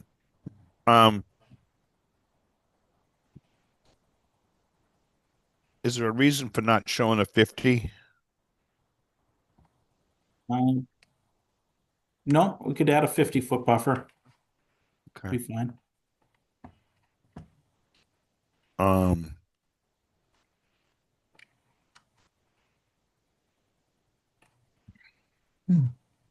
I guess I'd like to see where Lucas weighed in on this as well. I'm sure it's going to be close. Was there any look along the MBTA along the edge of that property? Somewhere, maybe it's further back. I know that there was a swale or a drainage or something. I remember when they built the railroad bed that they actually had to put a drain that went under the railroad bed and then back up, but it might be further down the railroad bed. I think it is a little further to the north, but I can verify that. Okay. Yeah. Pretty I just sure it was too. remember that being an issue when they were building it and water issues on the MBTA track. Yeah. I think that's all I have. Okay. Dan, we didn't have anybody in the audience on this one. So when do you want to continue this to, Jen? This one I have for the next meeting, or we're waiting on their comments, and I would hope to have them I hope to have them this week Okay. if that's works with, I think that's what I have written down. So what's the date? I mean, I'm assuming their comments are something we can respond to briefly. So it's either September 22nd or October 6th. Greg? September 22nd, please. Okay. Okay. Okay, so I'll make a motion to continue 19 Union Street to September 22nd. That's from Penny. We have a I'll second second that. from Brendan. All in favor, Eric, Yes. Roger, Yes. and Robbie, Yes. and Frank. Yes. Great. Thank Great. you. Thank you. 22 Barry's Landing. Yeah. Do I have to open that one? I guess I do. Yes. On September 8th, 2025, the Scituate Conservation Commission will hold a wetlands hearing under Chapter 131, Section 40 of the Massachusetts General Laws and Section 30700, Town of Scituate Code of Bylaws for notice of intent filed by Russell and Alexis D'Argentino for the construction of an in-ground pool and patio within coastal resource. It's located at 22 Barry's Landing, Scituate. Abutters and other interested parties are invited to attend. Information, access, and meetings available on the agenda posted on the website. So this looks like Mr. Morse again. Thank you. Again, for the record, Gregory Morse, registered engineer, Morse Engineering, representing the property owner and applicant, Russell and Alexis D'Argento. This is a notice of intent that's filed for a small addition to the back of the existing home and then a pool landscape project at their property at 22 Barry's Landing, which is off of Neilgate Street. The property itself is 41,468 square feet in size. At the bottom of the screen here, highlighted in blue, is the edge of the coastal bank for the North River. Extending off of that in red is the 50-foot no disturb zone, in green, the 100-foot buffer zone. I would add that the North River Commission has a 300-foot jurisdiction to the North River. That 300-foot line is at just off the top of the page, so it encompasses all of this work. We are going to the North River Commission for their September 25th hearing. I would ultimately request at the conclusion of tonight's meeting with you that we continue to your first available hearing after September 25th, so that we can incorporate any comments that they might have. Looking at this project and particularly off the back of the house, the addition, it's approximately a 10-foot by 12-foot addition that's in the location of an existing pergola and patio. It would be an elevated addition off the back. It's highlighted in gray. And then off of the east side of the house is the pool and landscape project. The pool itself is 18 feet by 40 feet. It has a pervious patio around the pool. And in the top corner is a proposed cabana, which would be constructed as well. The pool project and the addition project are outside of the 50-foot no disturb zone. They're in areas that have been previously altered or are existing lawn areas. We have erosion control barriers at the down gradient limit of work. There is a tree to be removed that's been identified on the plan here, with 2 proposed trees being planted inside the 50-foot within the existing lawn there as mitigation. I'm going to turn it over to you for questions or comments, but ultimately we'll be continuing this till after the North River Commission speaks in on it. The North River Commission is also going to be performing a site visit next Monday to verify the conditions out at the site and take a look at it in person. I'm going to turn it over to you. Thank you. Thank you. Jen, do you want to start? Yes. I agree. It's good to continue until after we hear from the North River. I do have some concerns with the mitigation for the project. And do want to point out that one tree is seemed fairly large. Not totally sure if it's condition, but it is the tree that was closer to the river.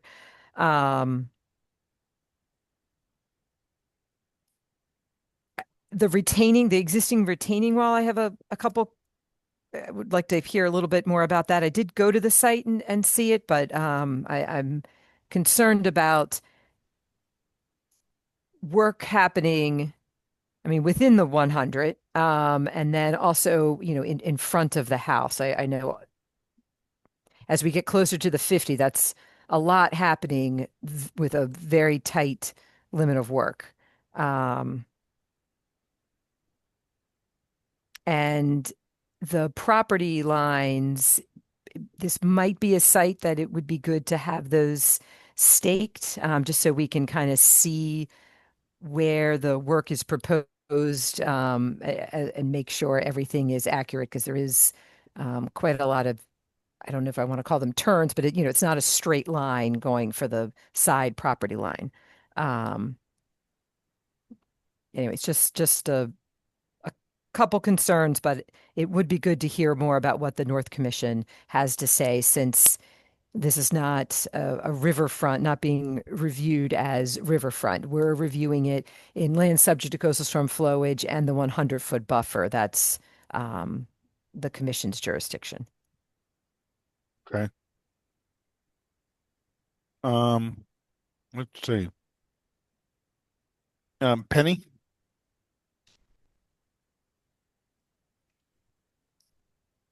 Did we lose Penny? She is muted. Maybe she stepped away for a moment. All right. Brendan? Yeah, so I guess I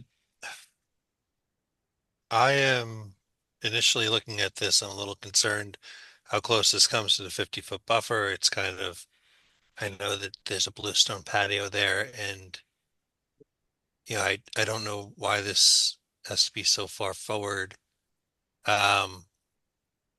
Is there's a retaining wall around it? Is that the reason for that wall is just to border it, or is there a Sure. The reason for that wall is to um, raise the grade on the North River side of it. The grade there currently is approximately elevation 15 to 16. We're bringing up the pool surface to elevation 19. And as you move forward into the front of the house, the existing grade is approximately elevation 24. And so we're dropping that grade down to 19. So it acts as more of a retaining wall for a cut in the front yard and more of a fill along the North River backyard side of it. But it's to okay? create that as a level surface, if you will, because the topography change from front to back on this lot, is as much as 10 feet. Okay. And it's an existing retaining wall to be rebuilt. What's the current retaining wall made out of? I believe it's just a granite curb, granite block style wall. The new wall would be higher. It would be a stoned wall. Okay. And so how tall is the existing wall? Existing wall is 18 inches plus or minus. 18 inches of granite block. Is that just one course? Yes. Oh, okay. Um, are they connected with like I think mortar it's or something? dry. It's dry laid. Dry laid, so it's block Yep. next to block. Okay. Correct. And then so you're taking away the large tree up front here, which seems in the current picture on your map pretty good, and you're replacing it with two other trees. Is there any other mitigation proposed? We weren't proposing any other planting mitigation, no. But other non-planting mitigation, okay. Um, Is there other mitigation besides planting? Not currently proposed, no. Not currently proposed? No. Okay. Yeah, I guess that's it. I think I've said everything I want to say at the moment. Okay. Penny? No? Eric?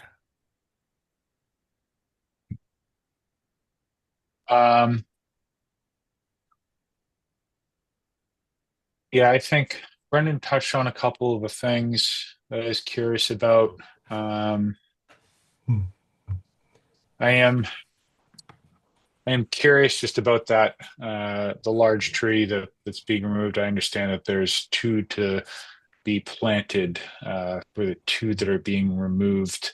And I know that we don't have a specific, at least I don't think. Jen, do we have a specific note or policy on diameter of tree removed for mitigation to be replaced? I know we talked about it collectively at one point during our workshops, but I don't remember if we formalized any of that. No, we didn't vote on a policy. We have done that for other projects where we've said the size that we would expect of what's cut down to what's planted. Yeah, I just would be concerned with some of the ecosystem services that might be lost with a tree that is a possibly veteran status, meaning beyond just a mature tree. So that's just one thought just on what Brendan had brought up relative to some of the mitigation stuff. But I think for now, really just looking at it, the pervious patio, just looking at the impervious versus pervious numbers, it doesn't meet that 25% for stormwater. So I guess we're not talking about seeing a review for that. So I guess it's just the North River Commission is going to be the feedback that I'll be interested in hearing before I comment any further, I suppose. Okay. Thank you. Native trees. Roger? No questions. Okay. Robbie? Nothing from me. Do we get Penny Penny back? is back. Yeah, she's back. I'm back. No, I'm anxious to hear what North and South have to say. I am not crazy about that nice big tree being removed. But I'll wait until we hear from them. Okay. We've gone through the members, right? Do we have anybody in the audience?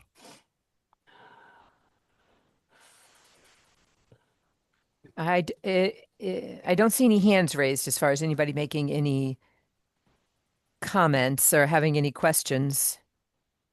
Okay. Jen, can you explain a little bit? So in this, or Greg, Yeah. because this is in the jurisdiction of the North River Commission, our commission does not weigh in on the riverfront.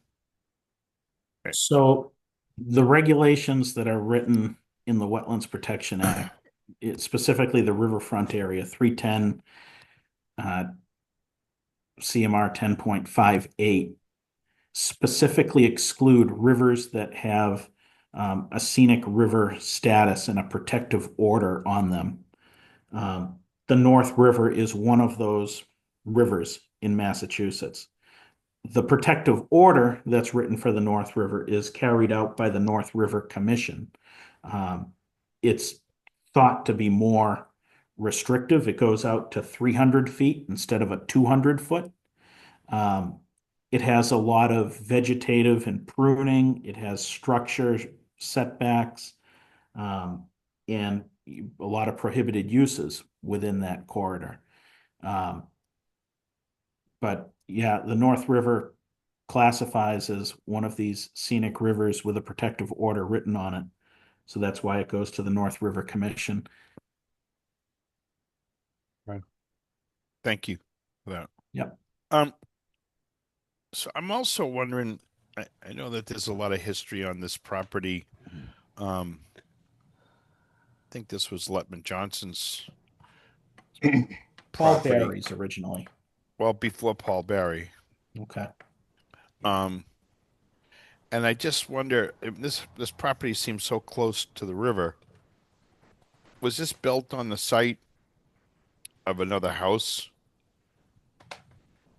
I don't believe it was, but I would have to check on that. I'm surprised that it's as close. Frank? Yep. Yes, there was a order of conditions in 1997. There was a structure there before, and so this was kind of in that raise rebuild kind of category. Yeah. I'm not sure how the other homes next to it. I don't have I didn't look at all of that, but that's how this was able to be within that 100 feet, is because the previous house was in that footprint. So the North River wouldn't allow a new structure within 100 feet of the river. Okay. So I wonder well, whatever they have to look at their purview. Right. So that would be their concern. Right. Right. But I guess, do you know, Jen, is there any stipulation or any other requirements that, like, was this capped, this development for this house, was it capped at this size, or was there any sort of notes or anything in the orders? In the orders from 97, it mentioned about not taking down more trees unless they're a hazard or their health. There wasn't necessarily capping it, but that goes back to the North River jurisdiction. If it was riverfront and you're working within that 100 feet, you would have requirements. You really trying to keep work out of that 100 feet. So, I mean, that's where I don't want to interpret their act, but the idea is no new structures within that 100 feet. Okay. I am curious, and this perhaps is for the North River Commission, but definition of a structure does that have to be above existing grade to be considered a structure, or anything that requires a building permit? And again, maybe this is not a question for us at all, but it was just popped into my head as a question. What is a structure, I guess? Go ahead, Penny. I thought it was anything in the ground would be a structure. It's going in the ground. But and again, this might not be a question for us to deliberate on. So I just threw that out there. Maybe I shouldn't have. No, that's fine. I mean, this is between the 50 and 100, and it's a pretty substantial alteration in that area. So it's definitely consideration from this commission.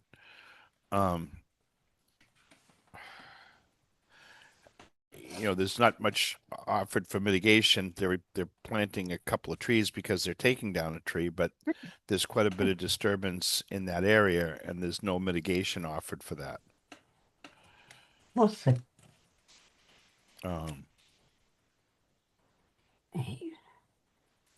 And then again, I'm just wondering, given the proximity of this, just knowing somewhat about the river and development along the river, a lot of these structures are grandfathered because they were built or had something built there before that, but expanding on those is another. Yeah, I guess that's what you call it. So I think that's something to certainly be considered. I'm assuming that 59 feet measured there, Greg, is a site thing. Yes, it is. When it comes to the size of the structures in the North River Commission, what they look at is they look at how wide the structure is parallel to their river view shed. And the house can't exceed 60 feet in width, but it doesn't have a depth requirement. And so this house here it's 59 feet from one side to the other. That's what that measurement is. And then accessory structures for them, which would be the cabana, for example, those have a maximum size. It can't be any larger than 20 feet from the view shed of the river. And so even though the cabana is physically smaller than that, how it's rotated on the site here, it's coming in, just shy of that 20-foot width mark. So yeah, that's what's dictating the width of the pool, for example, the width of the cabana as accessory structures. But the retaining wall doesn't kick in for any of that. The retaining wall does kick in for that. The fact that there's already a retaining wall from essentially the left side of the lot to the right side of the lot, they look at that to see if you're making it any wider, which we aren't. Okay. Well, I'm not sure I have a lot more at this time. I guess I'd like to see where the North River weighs in, but I do think we should look hard at those orders, Jen, or any prior orders, just to see if there are any other orders in like perpetual orders or something that's a little bit more restrictive. I think that'd be good to know. Does this need to file with any other, does this need to file with zoning? We don't believe it does.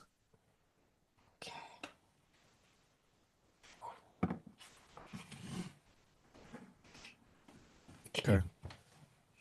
So how much time do we want to continue this? Could we come to your first available meeting after September 25th? October 6th, October 20th. October 6th is yeah. I would say October 20th. But can you get the information out to us if there's anything from the North River Commission that would be pertinent to the commission? That'd be helpful. Okay. Got a motion? So I'll make a motion to continue 22 Berries Landing till October 20th. It's from Penny. I'll second that. It's from Brendan. Thank you, Brendan. All in favor? Eric? Yes. Roger? Yes. Bobby? Yes. And Frank, yes. Thank you. Thank you. 68 Mordecai Lincoln Road. On September 8th, 2025 at 6 p.m., the Scituate Conservation Commission will hold a wetlands hearing under Chapter 131, Section 40 of the Massachusetts General Laws and Section 30700 Town of Scituate Code of Bylaws for requested determination of applicability filed by the Town of Scituate for septic work located at 68 Mordecai Lincoln Road, Scituate. Abutters and other interested parties are invited to attend. Information to access the meetings available on the agenda posted on the website. Penny, I'm assuming that you're going to recluse yourself because you're married to this job. Well, I'm married to the conservation land. All right. I'm giving you a hard time. But no, whatever you want, Frank. No, I'm kidding. Okay. Okay. I know that you have a. Well, it's very special. You have this piece of property to me. No, it's looking good. I'm sorry, Greg. Sure. Again, for the record, Gregory Morse, registered engineer, Morse Engineering. Also on the Zoom with us is Scituate's facilities manager, Cameron McDonald. This is an RDA for property at 6862 Mordecai Lincoln Road. Or sorry, 62 Mordecai Lincoln Road. Yeah, it's not 68. Yeah, 62. Filed on behalf of the town of Scituate, and it's to connect the existing barn on the property with a new septic tank and pump chamber to the existing septic system that services the house that's at the property. Looking at the site plan here, Mordecai Lincoln Road is down at the bottom of the page. And as you pull onto this property on the left-hand side, there's a barn that's being renovated currently. That renovation is converting or adding a one-bedroom living space within that barn. The proposal here is to add on the north-hand side of that, where the barn already has an existing cesspool, which fails a Title V inspection, would be to replace that with a septic tank in a pump vault and pump that septic up to the existing septic leaching, which is behind the house at number 62 Mordecai Lincoln, which is not being utilized or habitated. So there are a number of resource areas out here. There's riverfront area associated with the Gulf River. All of the work is within the riverfront area, but 10.58 exempts septic system upgrade projects from riverfront standards. Secondly, we have land subject to coastal storm flowage along the Gulf River is the AE floodplain. The AE floodplain here is at elevation 12, while the septic tank and pump chamber are located below that floodplain. We are not altering the ground surface. We're not bringing fill in or changing the topography in any way that would alter the land subject to coastal storm flowage. There's a BVW associated with the Gulf River that's highlighted in blue, with the red representing the 50-foot buffer and in green the 100-foot buffer.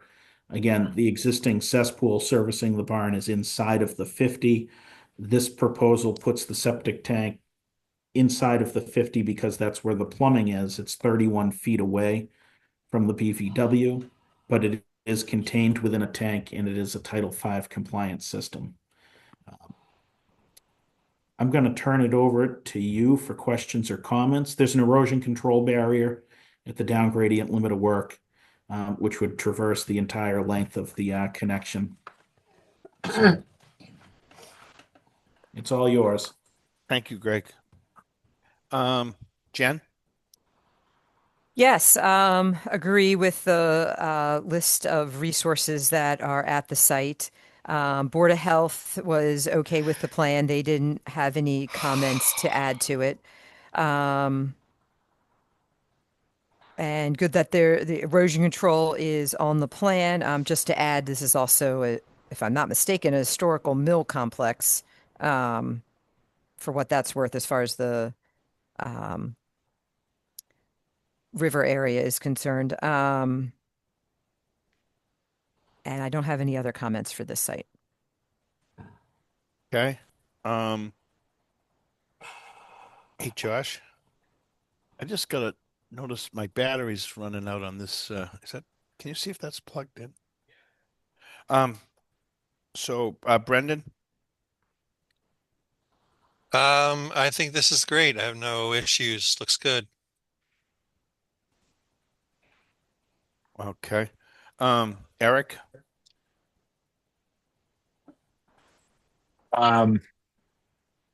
Yeah, it's good that we're getting Title V compliance, within the buffer zones to the resource areas that are adjacent. Always a little nerve-wracking when work is being done as close to the resource area as this is, but in order to achieve the upgrade, the location can't be moved. So I think I'm good for right now, Frank. Okay. Penny? Yeah, the good thing about this, which I want the commission to realize, is that with sewerage coming to North Scituate Village, Mordecai Lincoln Road is part of that plan. So even though we're connecting up to that, the septic tank, it won't be there forever because this is part of this sewer system that will be going in, hopefully in the next 5 years for the North Scituate Village. But, yeah, we just really need to get this done. And I'm excited about it, of course. You know that, Frank. Yep. That's Okay. all. Thank you. All right. Robbie, I'm good. Roger. Nope, no questions. Thank you. Yeah. Greg, is that like a current living space, or is this something that's being converted to living space? It's current. Currently, there's living space there. So, is there an old cesspool or something that's getting filled in, or do we know? There is, if you zoomed in on the plan here, it's on the Yeah. north side. I see it. I got it. Yeah. Yeah. There's plumbing Okay. out to a cesspool. So that's gone. Yeah. And then does this tank act as a septic tank, or is it a pump chamber? It's both. It's a multi-compartment tank. So the first half of the tank is solids retention septic tank. The second half is a pump chamber. Gotcha. It's all contained in one tank, though. And this is just making the assumption that the existing leaching will function in some fashion, or has been. Correct. Okay. All right. Nope, that's it for me. I'll take a motion. Yeah, Jen, -3 or Yeah, -3. okay, I make a motion for a -3. A second. I'll second that. That was A little slow on that, Brendan. Yeah, that's all right. I just saw a hand raised. I was just wondering if we were supposed to. Oh, good point. Yeah, it's that's Cam. I will unmute Cam McDonald. Yeah. No, I just raised my hand to answer Frank's question about the living space, but Penny took care of that. You can't get a word in edgewise with her if you don't know that. Hey, Oh, I appreciate it, Penny. But yeah, it's being converted. It was an existing living space, and it's being converted even more now. So Penny answered the question, but yeah, that was all I wanted to say. I did have plans for a deck too, Jen. I don't know if we want to talk about the deck here, or if We that probably should. Yeah, it's on the plan. Yeah. So you can kind of see the deck there. I have other plans too. I sent them over, I think, to Josh and Jen, and I can resend them to the committee. But there's 2 sono tubes for the footings of the deck off the rear. We needed to add a second door so the living space would have 2 points of egress. So the deck was required to be able to get off the back because it's pretty high up off the ground. I can possibly pull that up if I'm allowed to share. I do have the plans on my computer. Thanks for we have bringing them. that up, and we do have it. Okay. But we should have noted it, so I appreciate you bringing that up. Yeah, no problem. I just wanted to make sure I said something about it. It's pretty straightforward on the plans, and I did make sure that they had some footing like a sono tube, and then I think it goes into like a Bigfoot RST. I think I got that right. Yep. So it's all outlined in the plans, but I just wanted to bring that up as well. Thank you. Yep. Thank you. Anybody else? Just because I hadn't happened to see the detail on those footings, I assume that those are pretty simple, shallow. Like they're not like, we're not supporting anything crazy here. It's just the small deck. Yeah. Yeah. A small deck. Yeah. Okay. Okay. So we have a motion for a -2 or 3? 3. Okay, that's from Penny. And then Eric seconded. So all in favor, Brendan? Yes. And Roger? Yes. And Robbie? Yes. And Frank, yes. Okay. Thank you. Thank you. Thank you. And well, Frank, What's that? We're on Mordecai Lincoln, this historic piece of property. Every one of you on the commission should get out there. It is really coming together, especially the conservation area. You will be quite impressed if you go out there. Thank you. Thank you. Well, there's a lot of great effort going into it, Penny. We appreciate it. My pleasure. On September 8th, 2025 at 6 p.m., the Scituate Conservation Commission will hold a wetland hearing under Chapter 131, Section 40 of Massachusetts General Laws and Section 30700 Town of Scituate Code of Bylaws for the request of a determination of applicability filed by Keith Jansen for vista pruning located at 65 to 69 Central Ave in Scituate. Abutters and other interested parties are invited to attend. Information to access the meeting will be available and posted on the agenda on the website. And who do we have for that? We have the owner, Mr. Jansen, is here to present, and it is the lots 65 to 69. They're across from his house. Jen, if you can just scroll up a hair to the prior page. There you go. So good evening. For those who don't know me, Keith Jansen, 148 Central Avenue. And we do own the lots as noted across the street. There's a little history to the property. If the commission recalls, about 7-8 years ago, the prior owner was storing some buoys and things rusting, yada, yada, yada, on that property.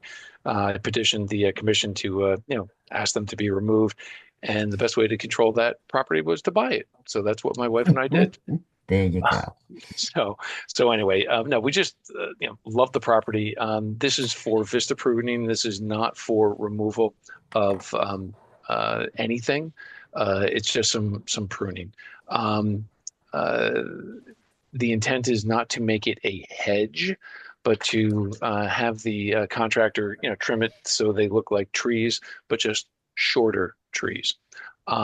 So that's when I went and met with Josh, and then Jen Smith was out reviewing the property the other day. She and I spoke, and I did. If you want to scroll down, Jen, if you don't mind, a couple of pages. There you go. I tried to bring a historical approach to this from 2001 to 2007, and then as it goes down. So trees grow. Go figure. That said, the intent is to do the work in the winter time, somewhere between December and February, minimizing any disruption to birds who might otherwise be nesting in the trees. So I'll turn it over to you guys. If you have questions, I'd be more than happy to answer them. Okay, thank you. Jen? Yes, great to have the picture sort of showing the site, especially over time. Certainly a sensitive area given all the resources that are there in Hummerock. But I do appreciate, him coming to us to, file with this and then having a chance to, talk about the project and provide any guidance or any other input. But would certainly want, as little as possible to be done. And it as he said, doesn't want to remove anything, nothing in the ground being done. And that would be probably one of the, that would be important if we want to keep this an RDA. Okay. Thank you. I don't know. Brendan? I have no questions. Okay. Eric? So I guess I am wondering, so in the image that is being shown on the right, 2025, as we're looking straight ahead here, are you proposing the pruning to go from the entire left to right, sort of expanse of this photo? Good question. Actually, it'll be a little bit further to either side because we do own the lots, 4 or 5 of them. I think there's 5 of them that we own. So it's just sort of the straight on view. And I guess I probably could have done a panoramic view or something like that, but I didn't. So I apologize. Okay. And do you have an idea of the method that the trees will be pruned using?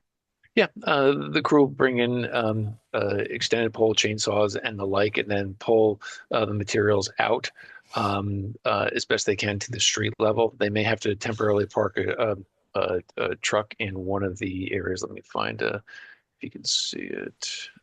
Not too well, but consistent. And it would be on our property. There's an area where they could park a truck, but they're going to walk in and take it out. Thank you for that. Yep. And do you know what, how do I phrase this? Well, being clear. How are the trees going to be pruned? I guess there's different techniques that can be used: structural pruning, thinning, etc. Do you know what approach will be used in that regard? No, on a layperson's level and description, it's to try to maintain a tree-like structure as opposed to a hedge. We don't want it to just be lopped off. Frankly, that'll look silly. So we want to try to sculpt it, if you will. So would it be thinning? Yes, but also be a reduction in height.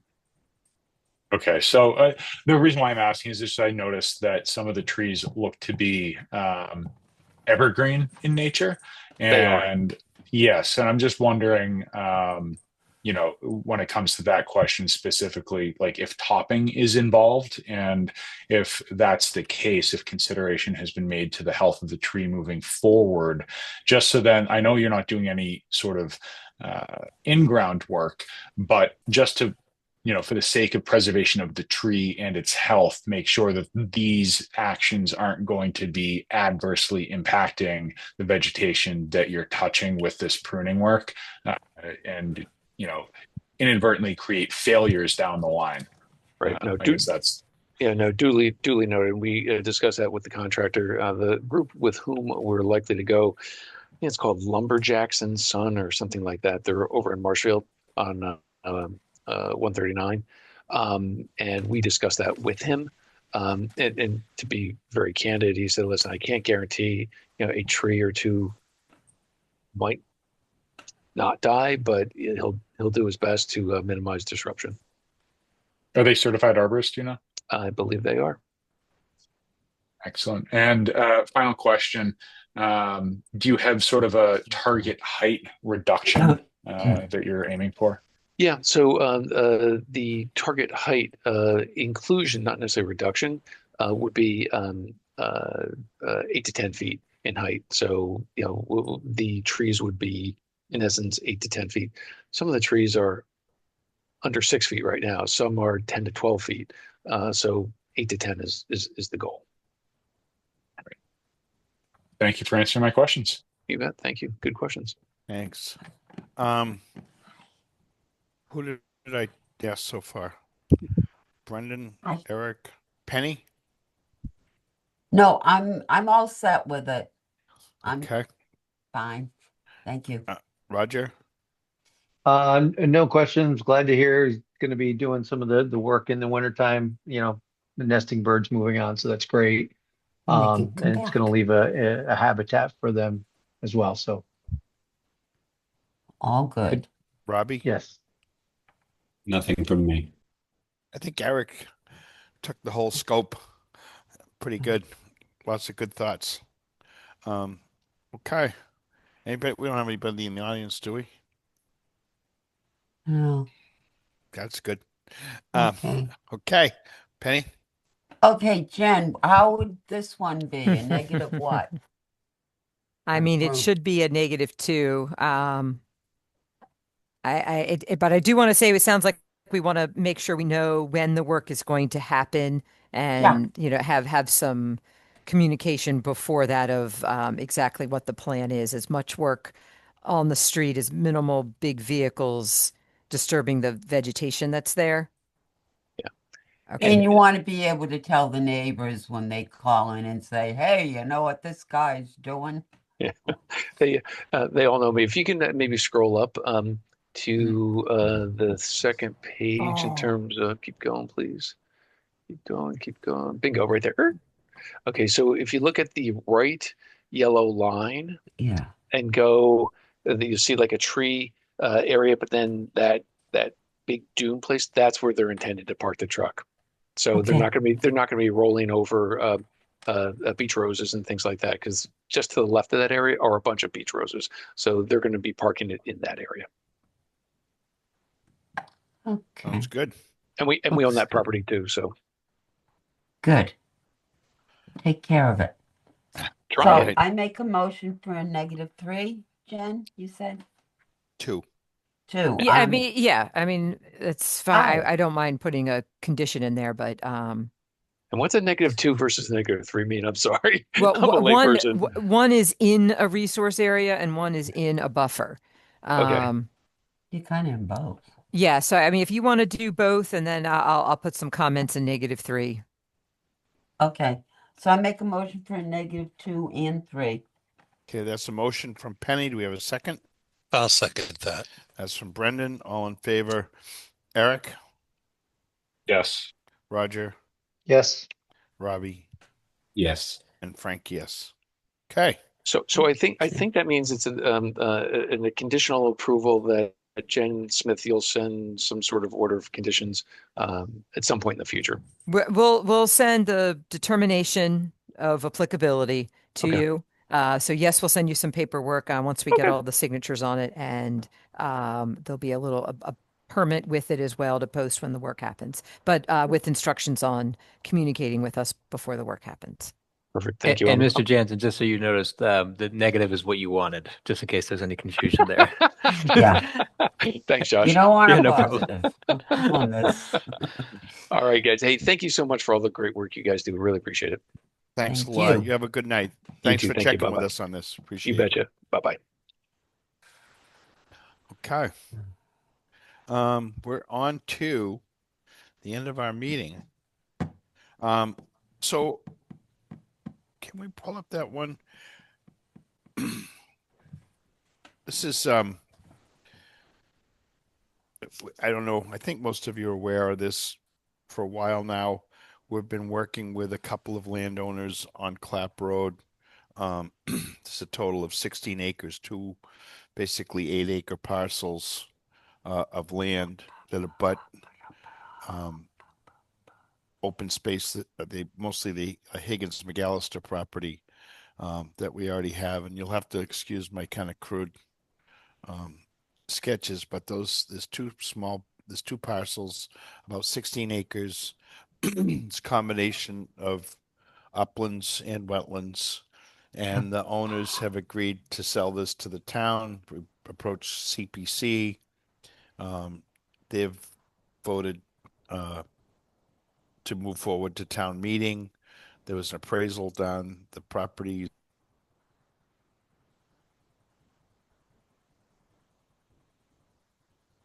Oh, we lost Frank. Yeah, he froze. I'm gonna.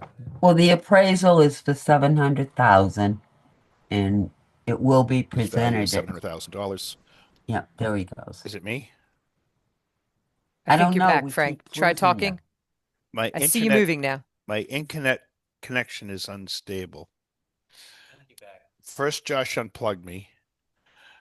Now he just wants to end the meeting. So what you know, I think this is a good piece of property to add to our open space. And I'm going to go before the Board of Selectmen tomorrow night to hopefully get their endorsement before we go to town meeting.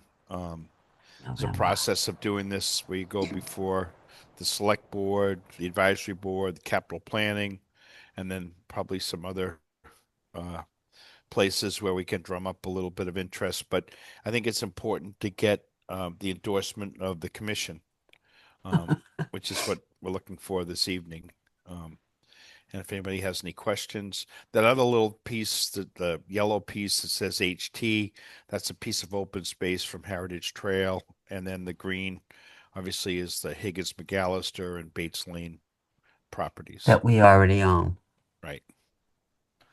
So, Yeah. I don't know if anybody has any thoughts or questions.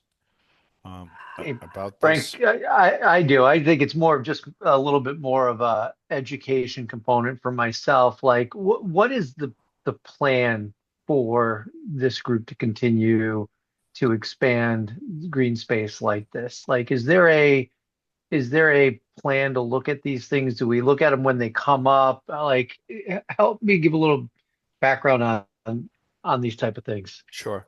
So our priority with the open space is trying to find, um, if we can, properties that are contiguous to other open space. Like they feel like the most benefit is gained when you can enlarge an already open area as opposed to having that developed. So you sort of look at what we already have for open space and then how do we grow the ones that we have or expand the ones that we already have now.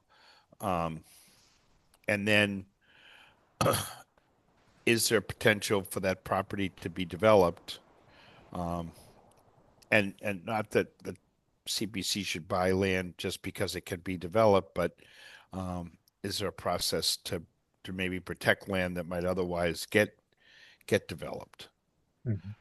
But primarily when we look at that, we have a criteria for trying to expand properties that are already like contiguous to other open spaces, if that's feasible, or if there's a large enough piece, like when Border Street was purchased a couple of years ago, it doesn't exactly abut property that the town already has, but it's very close to the Hubble property.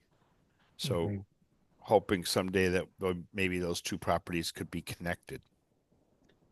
And are these typically us reacting to people inquiring about selling the property, or is there a proactive approach about us going out and looking at what people are trying to sell and trying to connect on it? Just six of one, half a dozen the other, or So, years, quite a few years over time, some people have come to the town and said, "Hey, I have a piece of property, and I'd like to make sure it's protected, and I'll either gift it or sell it or whatever to the town." And that sort of started.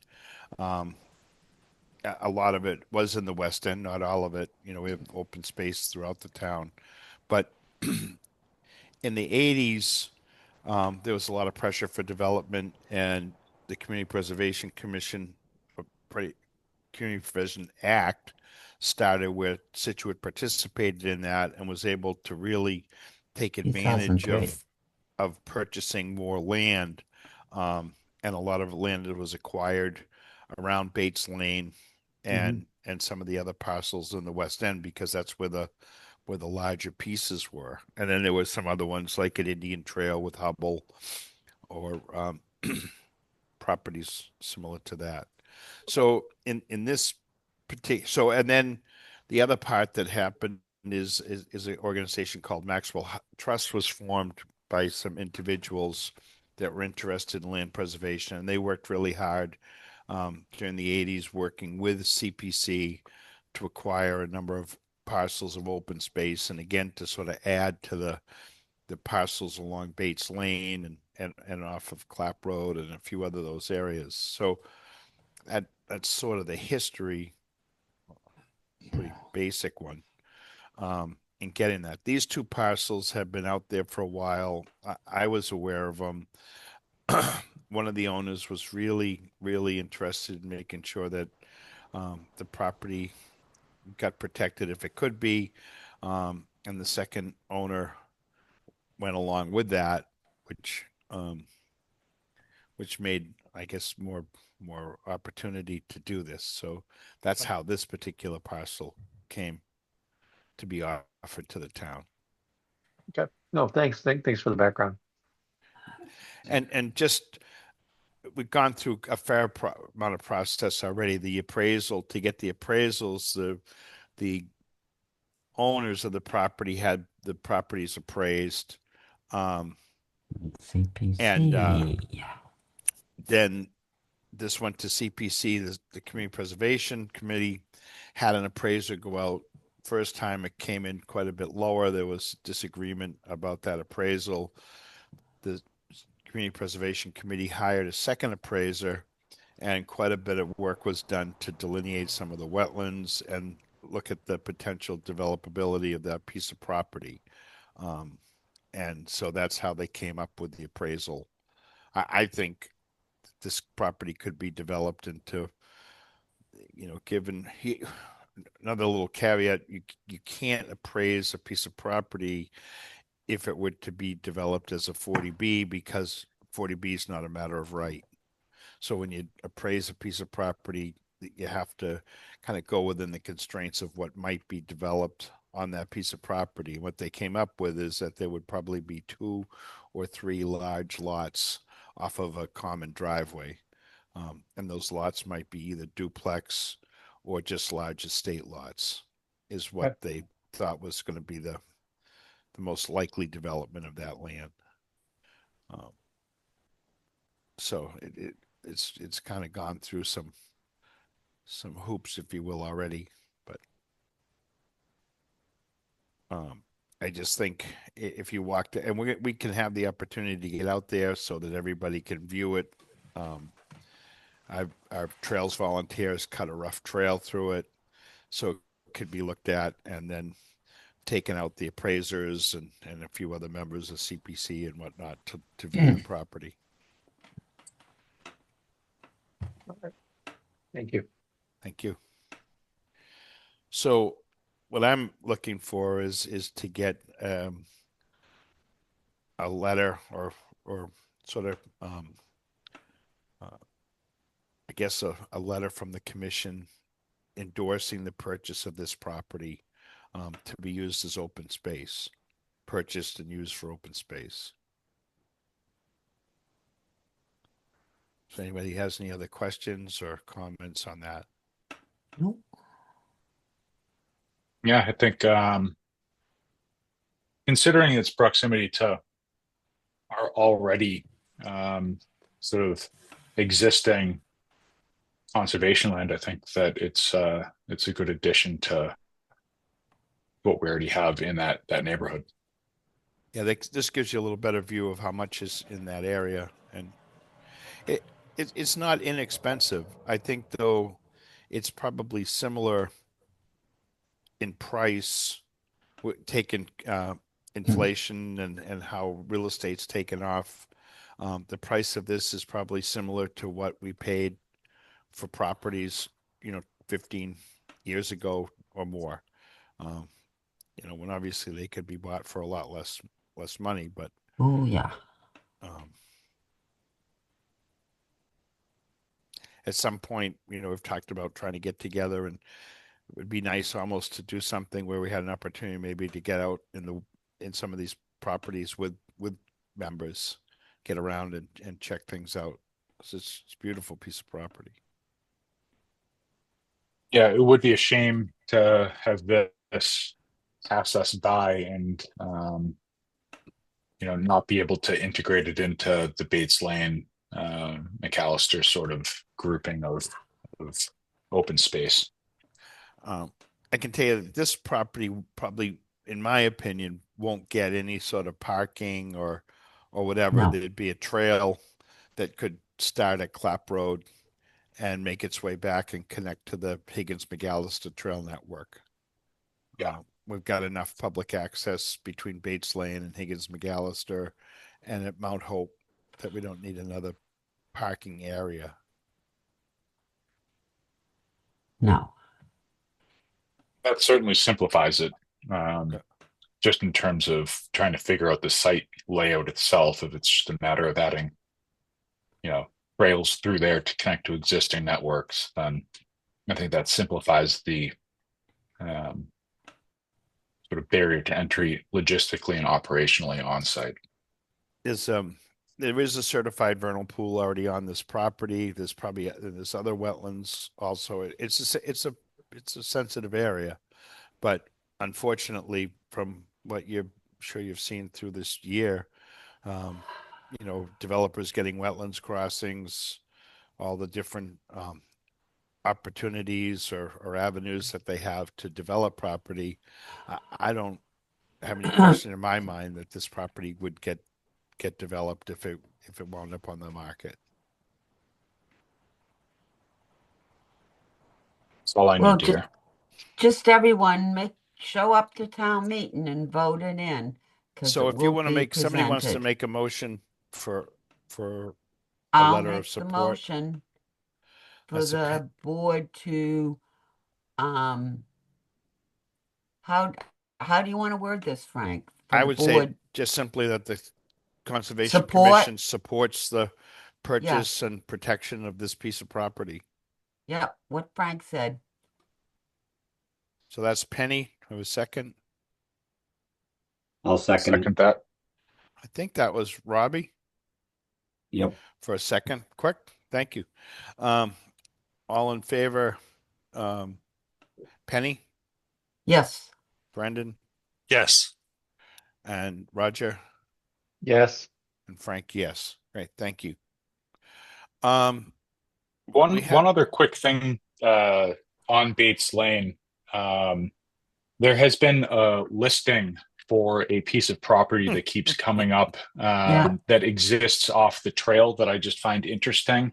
It's listed for, I think, $115,000. It's listed as 0 Bates Lane and Kevin's Way rear or something like that. Yeah. I just find that it's interesting that that's popped up as a for sale lot in the middle of conservation land. I just didn't know if there was like a 10-second sort of. I wish it was 10. It was 10-second, but that was a piece of property that should have come to the town with the purchase of the other properties. At the time, the water department thought they might have wanted it for a water tower, so they didn't purchase it with CPC properties because you can't put a structure on CPC properties. And then it never got conveyed to the town or sold to the town, and it wound up with the developer of Kevin's Way. When we have more time to talk about it, if it's not 9 o'clock at night, I'll.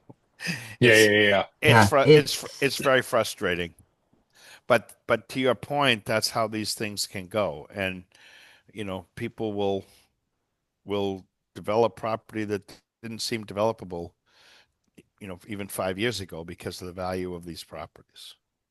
Yeah. So Thanks, I've Frank. got. Thank you. So talk about Kevin's Way. We still have a fence out there, Frank. I know. Let's.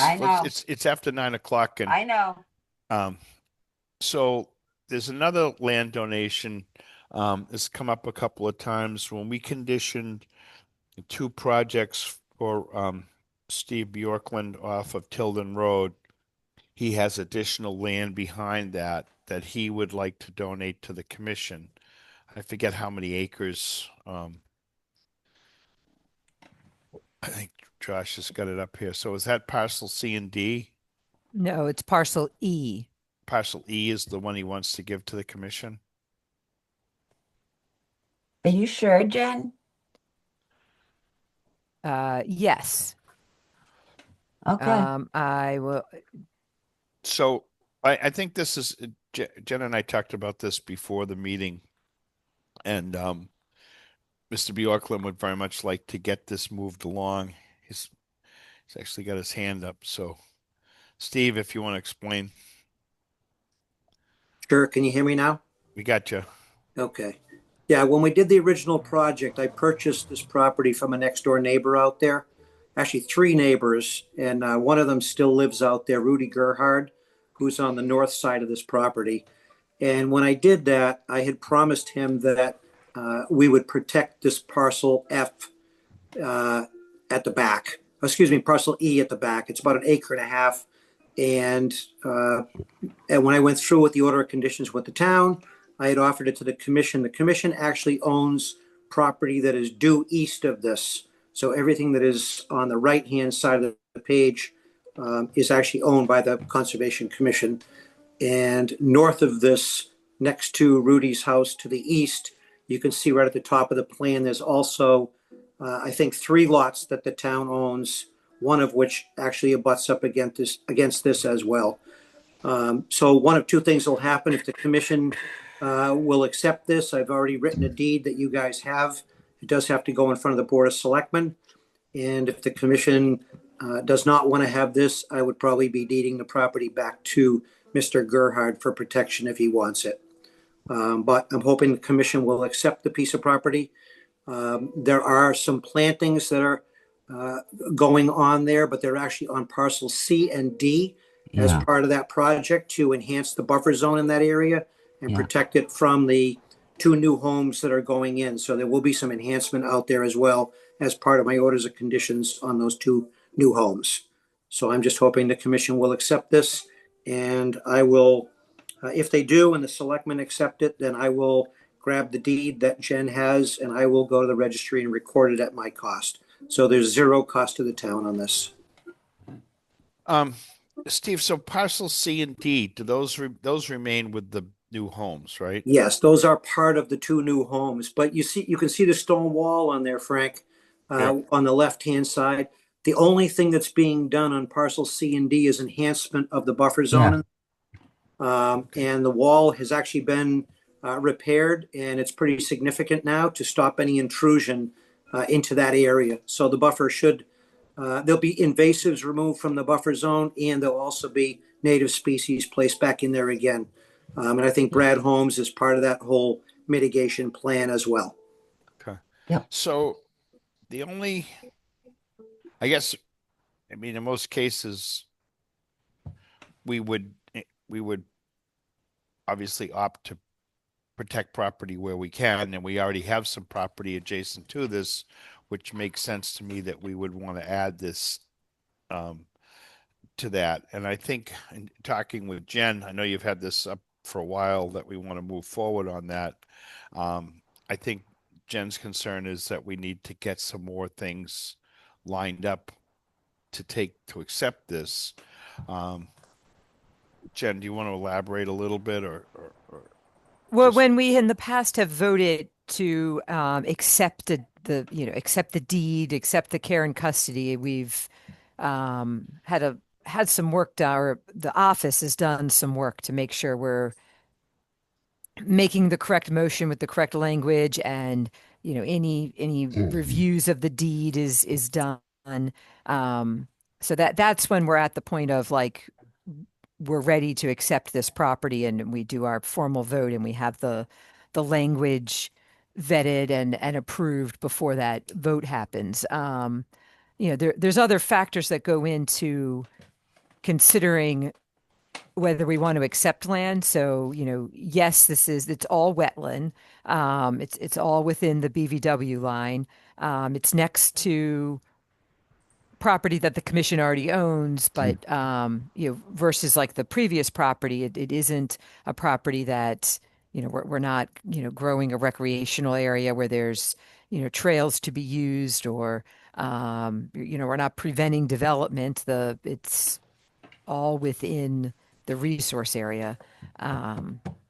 So there's some other considerations as to whether we want to take it on as land that the commission is now responsible for, in addition to making sure we have, if you do want to accept it, making sure we have the right language involved, and any other vetting that needs to happen before we accept it, which I just, that has not been done. And I've let him know that.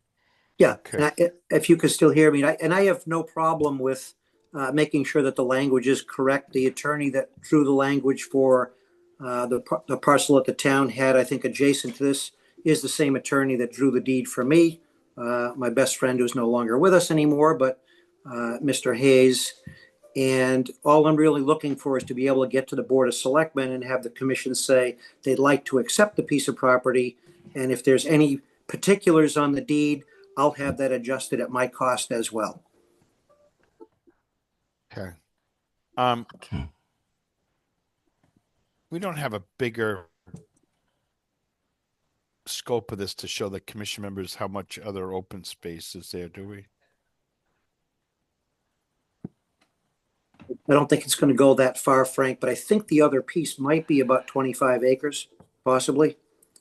Okay. It's a pretty large piece. Yeah, I've seen it like on Mass Mapper or something. What if we take, I know Jen has these concerns and I don't want to make her life any more difficult. Um, is there anybody on the commission, or maybe even just a straw vote here for tonight, that could see a reason why we wouldn't want to accept this if there were no extenuating circumstances? How does that seem? No. So just for clarification, Frank, extenuating circumstances, because I do want to acknowledge the amount of administrative back end that the office does have to contend with just under the normal I say quote normal circumstances that we're experiencing right now with the number of NOIs and other applications coming through, and that is certainly no light load. So if that is what you're meaning by extenuating circumstances, and if that wasn't a consideration, if that's what you were meaning by that. Well, I was thinking more like, if there was some reason that we couldn't accept this, that the deed wasn't correct, or that there was some other issue. I mean, everybody has a different viewpoint on this. The select board might look at it and say, well, why do we need it, or why do we want it? I'm of the opinion that never say never, that someday something, if we don't own it, Rebuilt. it's not totally protected, is my Look what's happened. theory. So, but again, to Eric's point, and we all know it, that we just have an awful lot going on.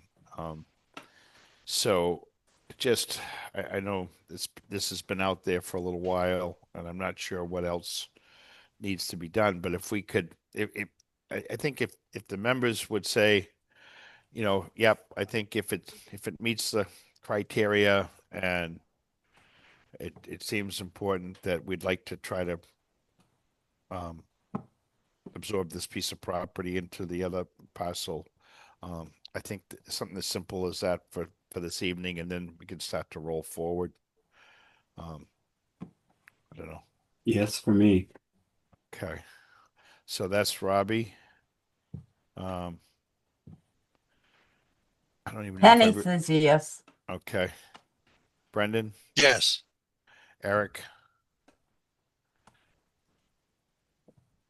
Yeah, I just I'm not one to say no to accepting property to protect. Well, And we're protecting. I understand that, Penny. I just want to be sensitive to what's happening within the office because if this was presenting no additional load on the office, I would be a yes. So how about I answer it that way? Okay. And Roger? I'll say yes. Okay. All right. Well, I think we're all sort of like-minded in this, that we want to see this protected. Otherwise, we wouldn't be serving on this commission. So, Right. so I think with that, let's see if we can work together to get this down the field. All right. Is there, Frank? Let me ask you this: what's the sense of urgency on this again? And if I missed this, going back to Eric's point and everything going on, is there a reason that we need to be making a decision? Not that I want to turn down this. I mean, it's part of the mission, it's part of our vision, but like, is there a sense of urgency on this transition of the deed that has a factor that we need to consider? I think it's more that this is a project that's come around over the past couple of years. Yeah. We had these hearings on these parcels out on Tilden Road, and Mr. Bjorklund developed those, and he has this residual land, and he's looking to do something with it, either turn it back to some of the other abutters or turn it over to the town. And when he was developing these two pieces of property, one of his commitments to the commission was that he would give the town the additional property that wasn't needed Right. for the development, if I remember correctly. Yeah, I'd just like to follow through with exactly what I said I would do when we were going forward. And Frank, the other parcel the town has, I believe, is 21 acres, the adjacent parcel. Yeah. So I think it's just something to get finalized, but I also know that sometimes when you get to this point, there will be even the parcel that we're looking to do on Clap Road, there will be people that think we should protect it, and there'll be people that think that it should remain up on the market.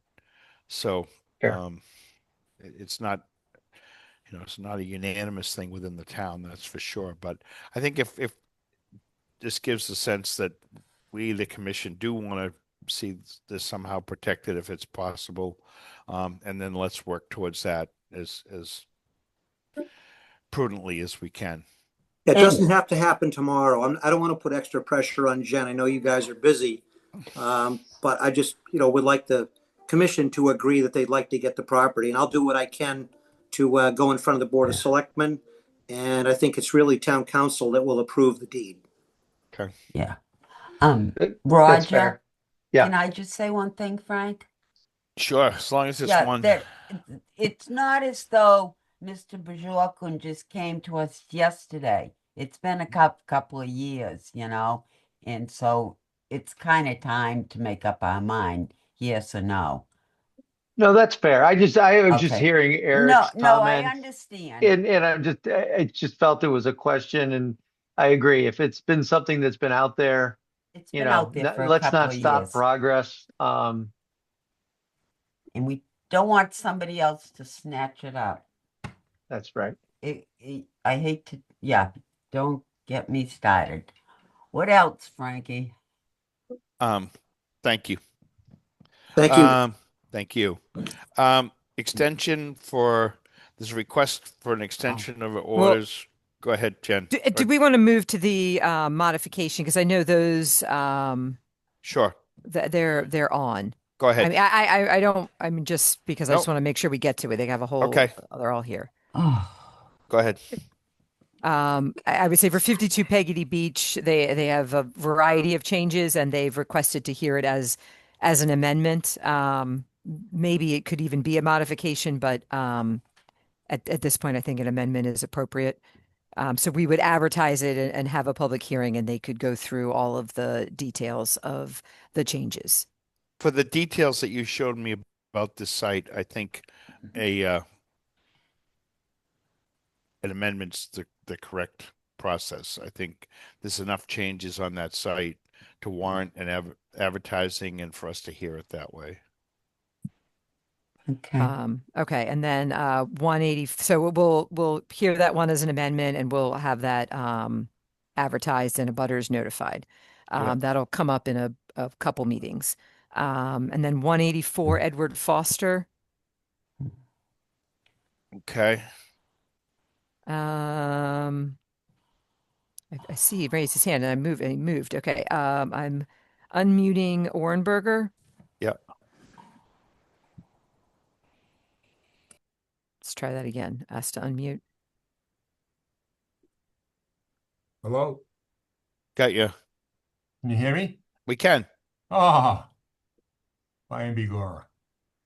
But you don't want to see my face. I mean, that's wise. Yeah. Good evening, Commission. I'm here with Joe Harold, the property owner, and I also see Deb Keller here, and Jen and Deb have worked. Rick Grady is away on a family matter, and he can't be with us tonight, but my understanding is, having spoken with Jen and Deb, all that we're looking for back in April filed for minor modification, and this has been reviewed a couple of iterations as to how the original order of conditions, the flow remains the same and whatnot. And it turns out there's a little bush in the corner that I think the commission wanted to preserve anyhow, and how we widened the trench around this, and that's the only difference which we had here. And weather permitting, Joe Harold can get out here and get his landscape guy to do this ASAP. And then after that, there would be a full as-built done before a certificate of compliance would be sought from the commission. And Merrill would review that with Jen and give the recommendations. So that's simply while we're here, but I think the consensus of and I don't mean to speak for Deb or Jen, but with all these notes and the blow ups and all this stuff, other than maybe we're changing the color red because the color red is kind of difficult to see. So maybe we could just get a little comment from Jen. I mean, from Deb, on this if she's on. Sure. Hi, Frank. Good evening. Deb, Sorry to make you guys wait so. I didn't realize this was, or I forgot it was hanging. So, my apologies that it's so late.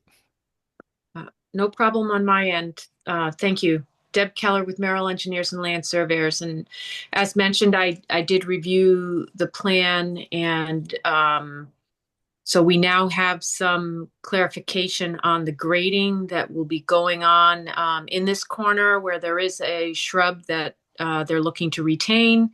So as mentioned, the only difficulty I had, I appreciate the blow up on the plan, but the having everything in the color red made it still a little bit difficult to read.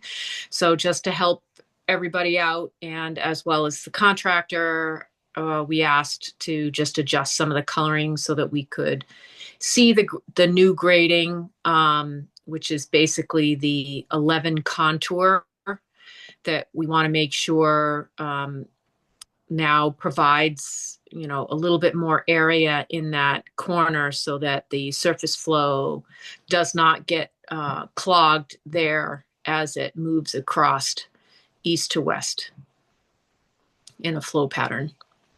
Okay. And you're satisfied with this design change? Yes. Okay. All right. I know that this is probably not as clear for a couple of members, but Penny, Is there, can we scroll up? Is the detail up there? All right. All right. Well, if you want to keep going through, I'm going to move a different plan into the folder. So this was a development of property 184 Edward Foster that's been going on for a couple of years now, and there was some detail in this corner that's been revised a few times, and it seems like this is the final design as a way to adjust some of the landscaping to make sure that it functions and drains the way it should. And this has been going again for some time. So I don't know. It's probably hard for folks to really grasp what's here, but it's a small corner of the property. Do you want to add anything to that, Deb? Like just roughly how No. this functions differently than what was originally proposed, or? So originally, I don't think the grading in this portion of the property was going to be altered too much, but during the house construction, some of the grading got revised such that this lawn area ended up being slightly raised, which inhibits the ability of the surface runoff to flow east to west. So, which is the existing conditions. So that's what we are trying to get back to, is to make sure and ensure the surface flow does not back up, both on the easterly abutting property as well as these 184 Edward Foster, so that that surface flow can continue moving in the existing conditions, flow patterns. So with this at least gives us an avenue, I think, through some of the process. There was some coordination between this property and the abutting property to put some curbing in, which is what I think started us down this path. And so making some minor adjustments to that curbing and allowing a stone trench in this area provides an avenue for that stormwater runoff to continue flowing east to west. Okay, thank you. And just so if the commission members, Mr. Ornberger is representing the property owner at 164. The engineer for that was Grady Consulting, who's not on tonight, and Ms. Keller is our peer review person that's been reviewing this project from the start. So that's the history here. Does anybody have any thoughts or questions? Maybe I should just run through. Penny?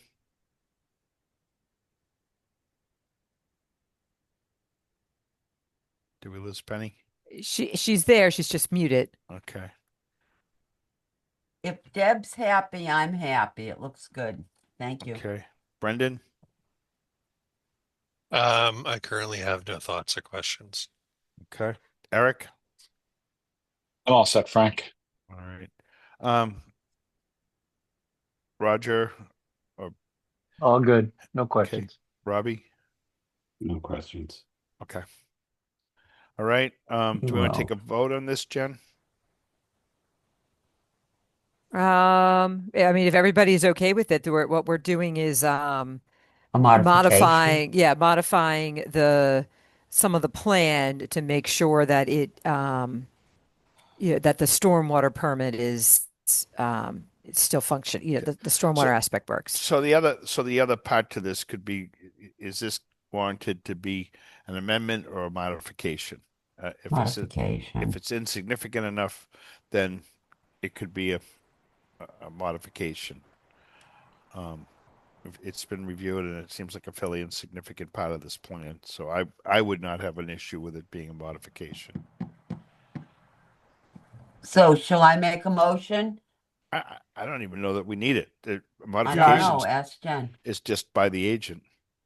Yeah, I mean, everybody hears. I just want to make sure nobody wants to hear it as an amendment. If we're all good with it being a modification with the review from our review engineer, her opinion being, contributed to it, then I'm okay with it being a modification. Okay. Okay. If, All right. uh, Accept it. Yeah, this is Bill Armberger. Frank, if you could vote that as a minor modification, I think that'd be good. So 100% clarity. Okay. Do you want me to go ahead, Frank? Sure. Okay, I make a motion for a minor modification on 184 Edward Foster Road. That's Penny. We have a second Second it. from Eric. All in favor, Brendan? Yes. I guess Robbie and Roger could vote. I mean, it's something you haven't really been involved in, but it's a modification. Sure. Yep. It's not. Roger Yes. and Robbie Yes. and Frank, yes. Okay. Great. Thank you, Deb. Thank you, Bill. Thank you very much, No everyone. problem. Have a good Okay. evening. You too. Thank you. Now we got the CSC for Border Street.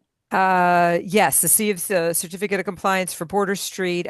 We've received that request. We've done a site visit. Yeah.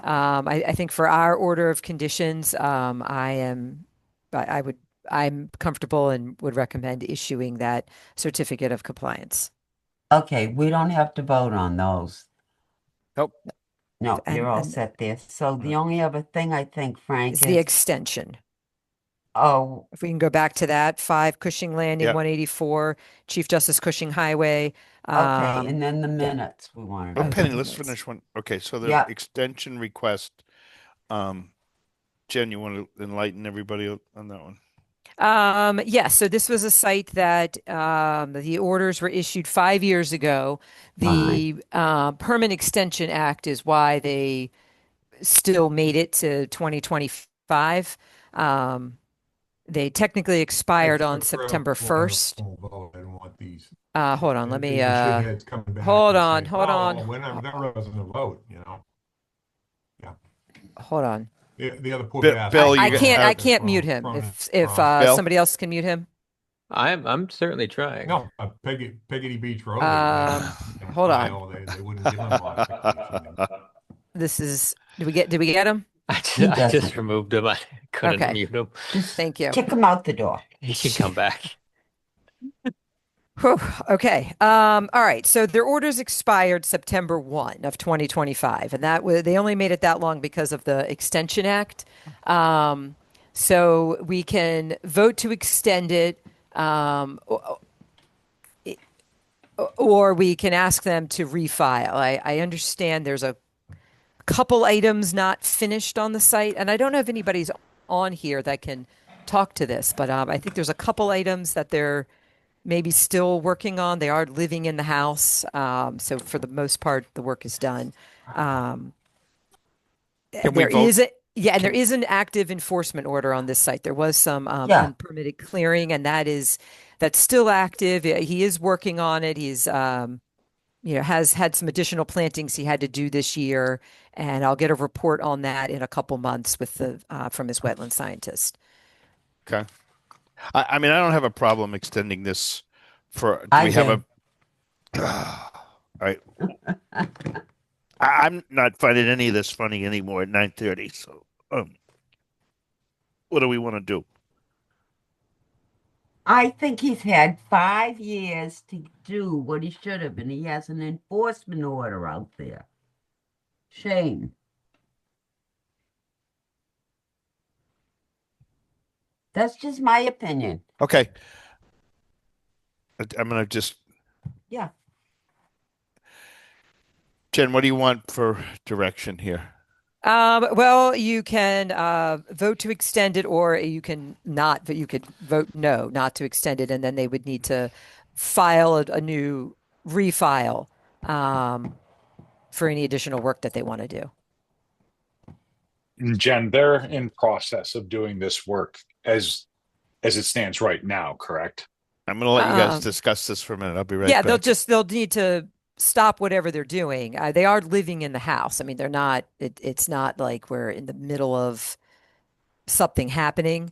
My understanding is there's a couple pieces they maybe want to do differently. So maybe refiling is best. Yeah, I guess my question was just like if they're in process of doing the tail end of what they're requesting for the extension and that we're a week away or 2 weeks away or whatever, then that would just provide a little insight. But if they're adding on things on top of that, then I think that's a different story. In terms of outside of the scope of what their original enforcement would be for / what they're requesting an extension for. Yeah, no, I don't have any specific details. I just have, we've been working on it. There's been some changes. We have additional plantings that were required.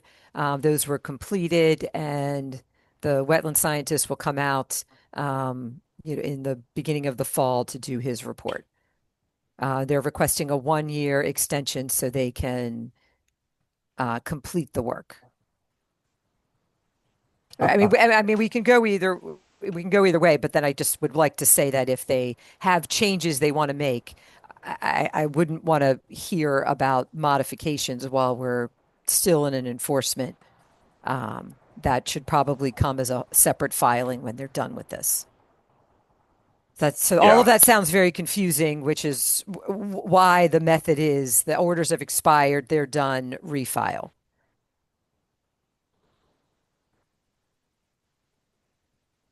Understood. Which has happened at other projects where things have just taken a long time and this gets forgotten, and so they just refile. Anyone else have thoughts?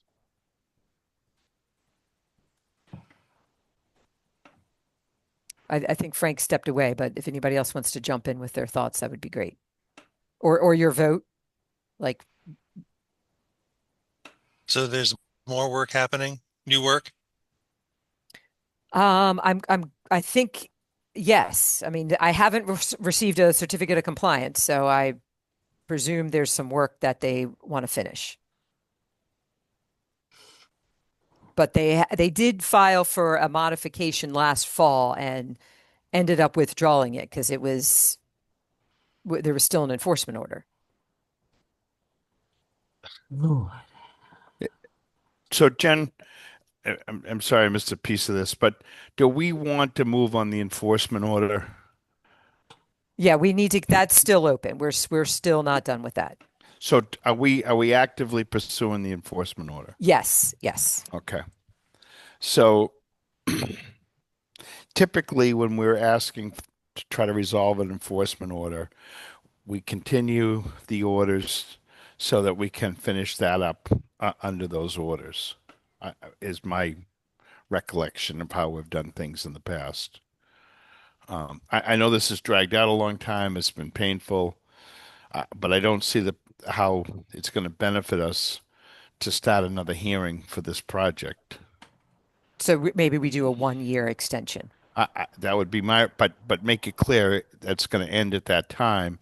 And if they need to make any changes that are significant, they have to be done with an amendment, not a minor modification. Okay. Because this whole area has been contentious and there's neighbors and I think the best way to get through that would be to have those things vetted in a meeting where everyone has been informed that that's going to happen. So I think given a 1-year extension, it'll end at that time. They need to wrap up this enforcement order, and any changes like that have to be done in an amendment. And if they don't do it, then we absolutely will. And we should, I don't know how else we can pursue the enforcement order, but if there's, I know this has been a frustrating one. This has just gone in circles, which is really a waste of our time. All right. So that we can do that. Okay. 1-year extension. Any changes come through as an amendment, so it's public hearing. That's my recommendation. Sounds reasonable. Then we'll make a motion for 1-year extension. Okay. Well, second. All in favor, Brendan? Yes. Roger? Yes. Robbie? Yes. And Frank, yes. Thank you. And What do we have minutes? left? Minutes, Yep. maybe? Minutes. Go ahead.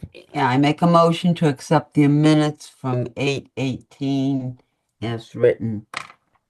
I second that. All in favor, Eric? Yes. Roger? Yes. Robbie? Yes. And Frank, yes. Thanks all so much for your. This was a fun night. All right. right. Take care, everybody. You all have a good evening. Good night. We've motioned to adjourn. Motion to adjourn. I'll take that as a vote. Thank you. Thank you. Have a good night, everyone. Bye. Good night.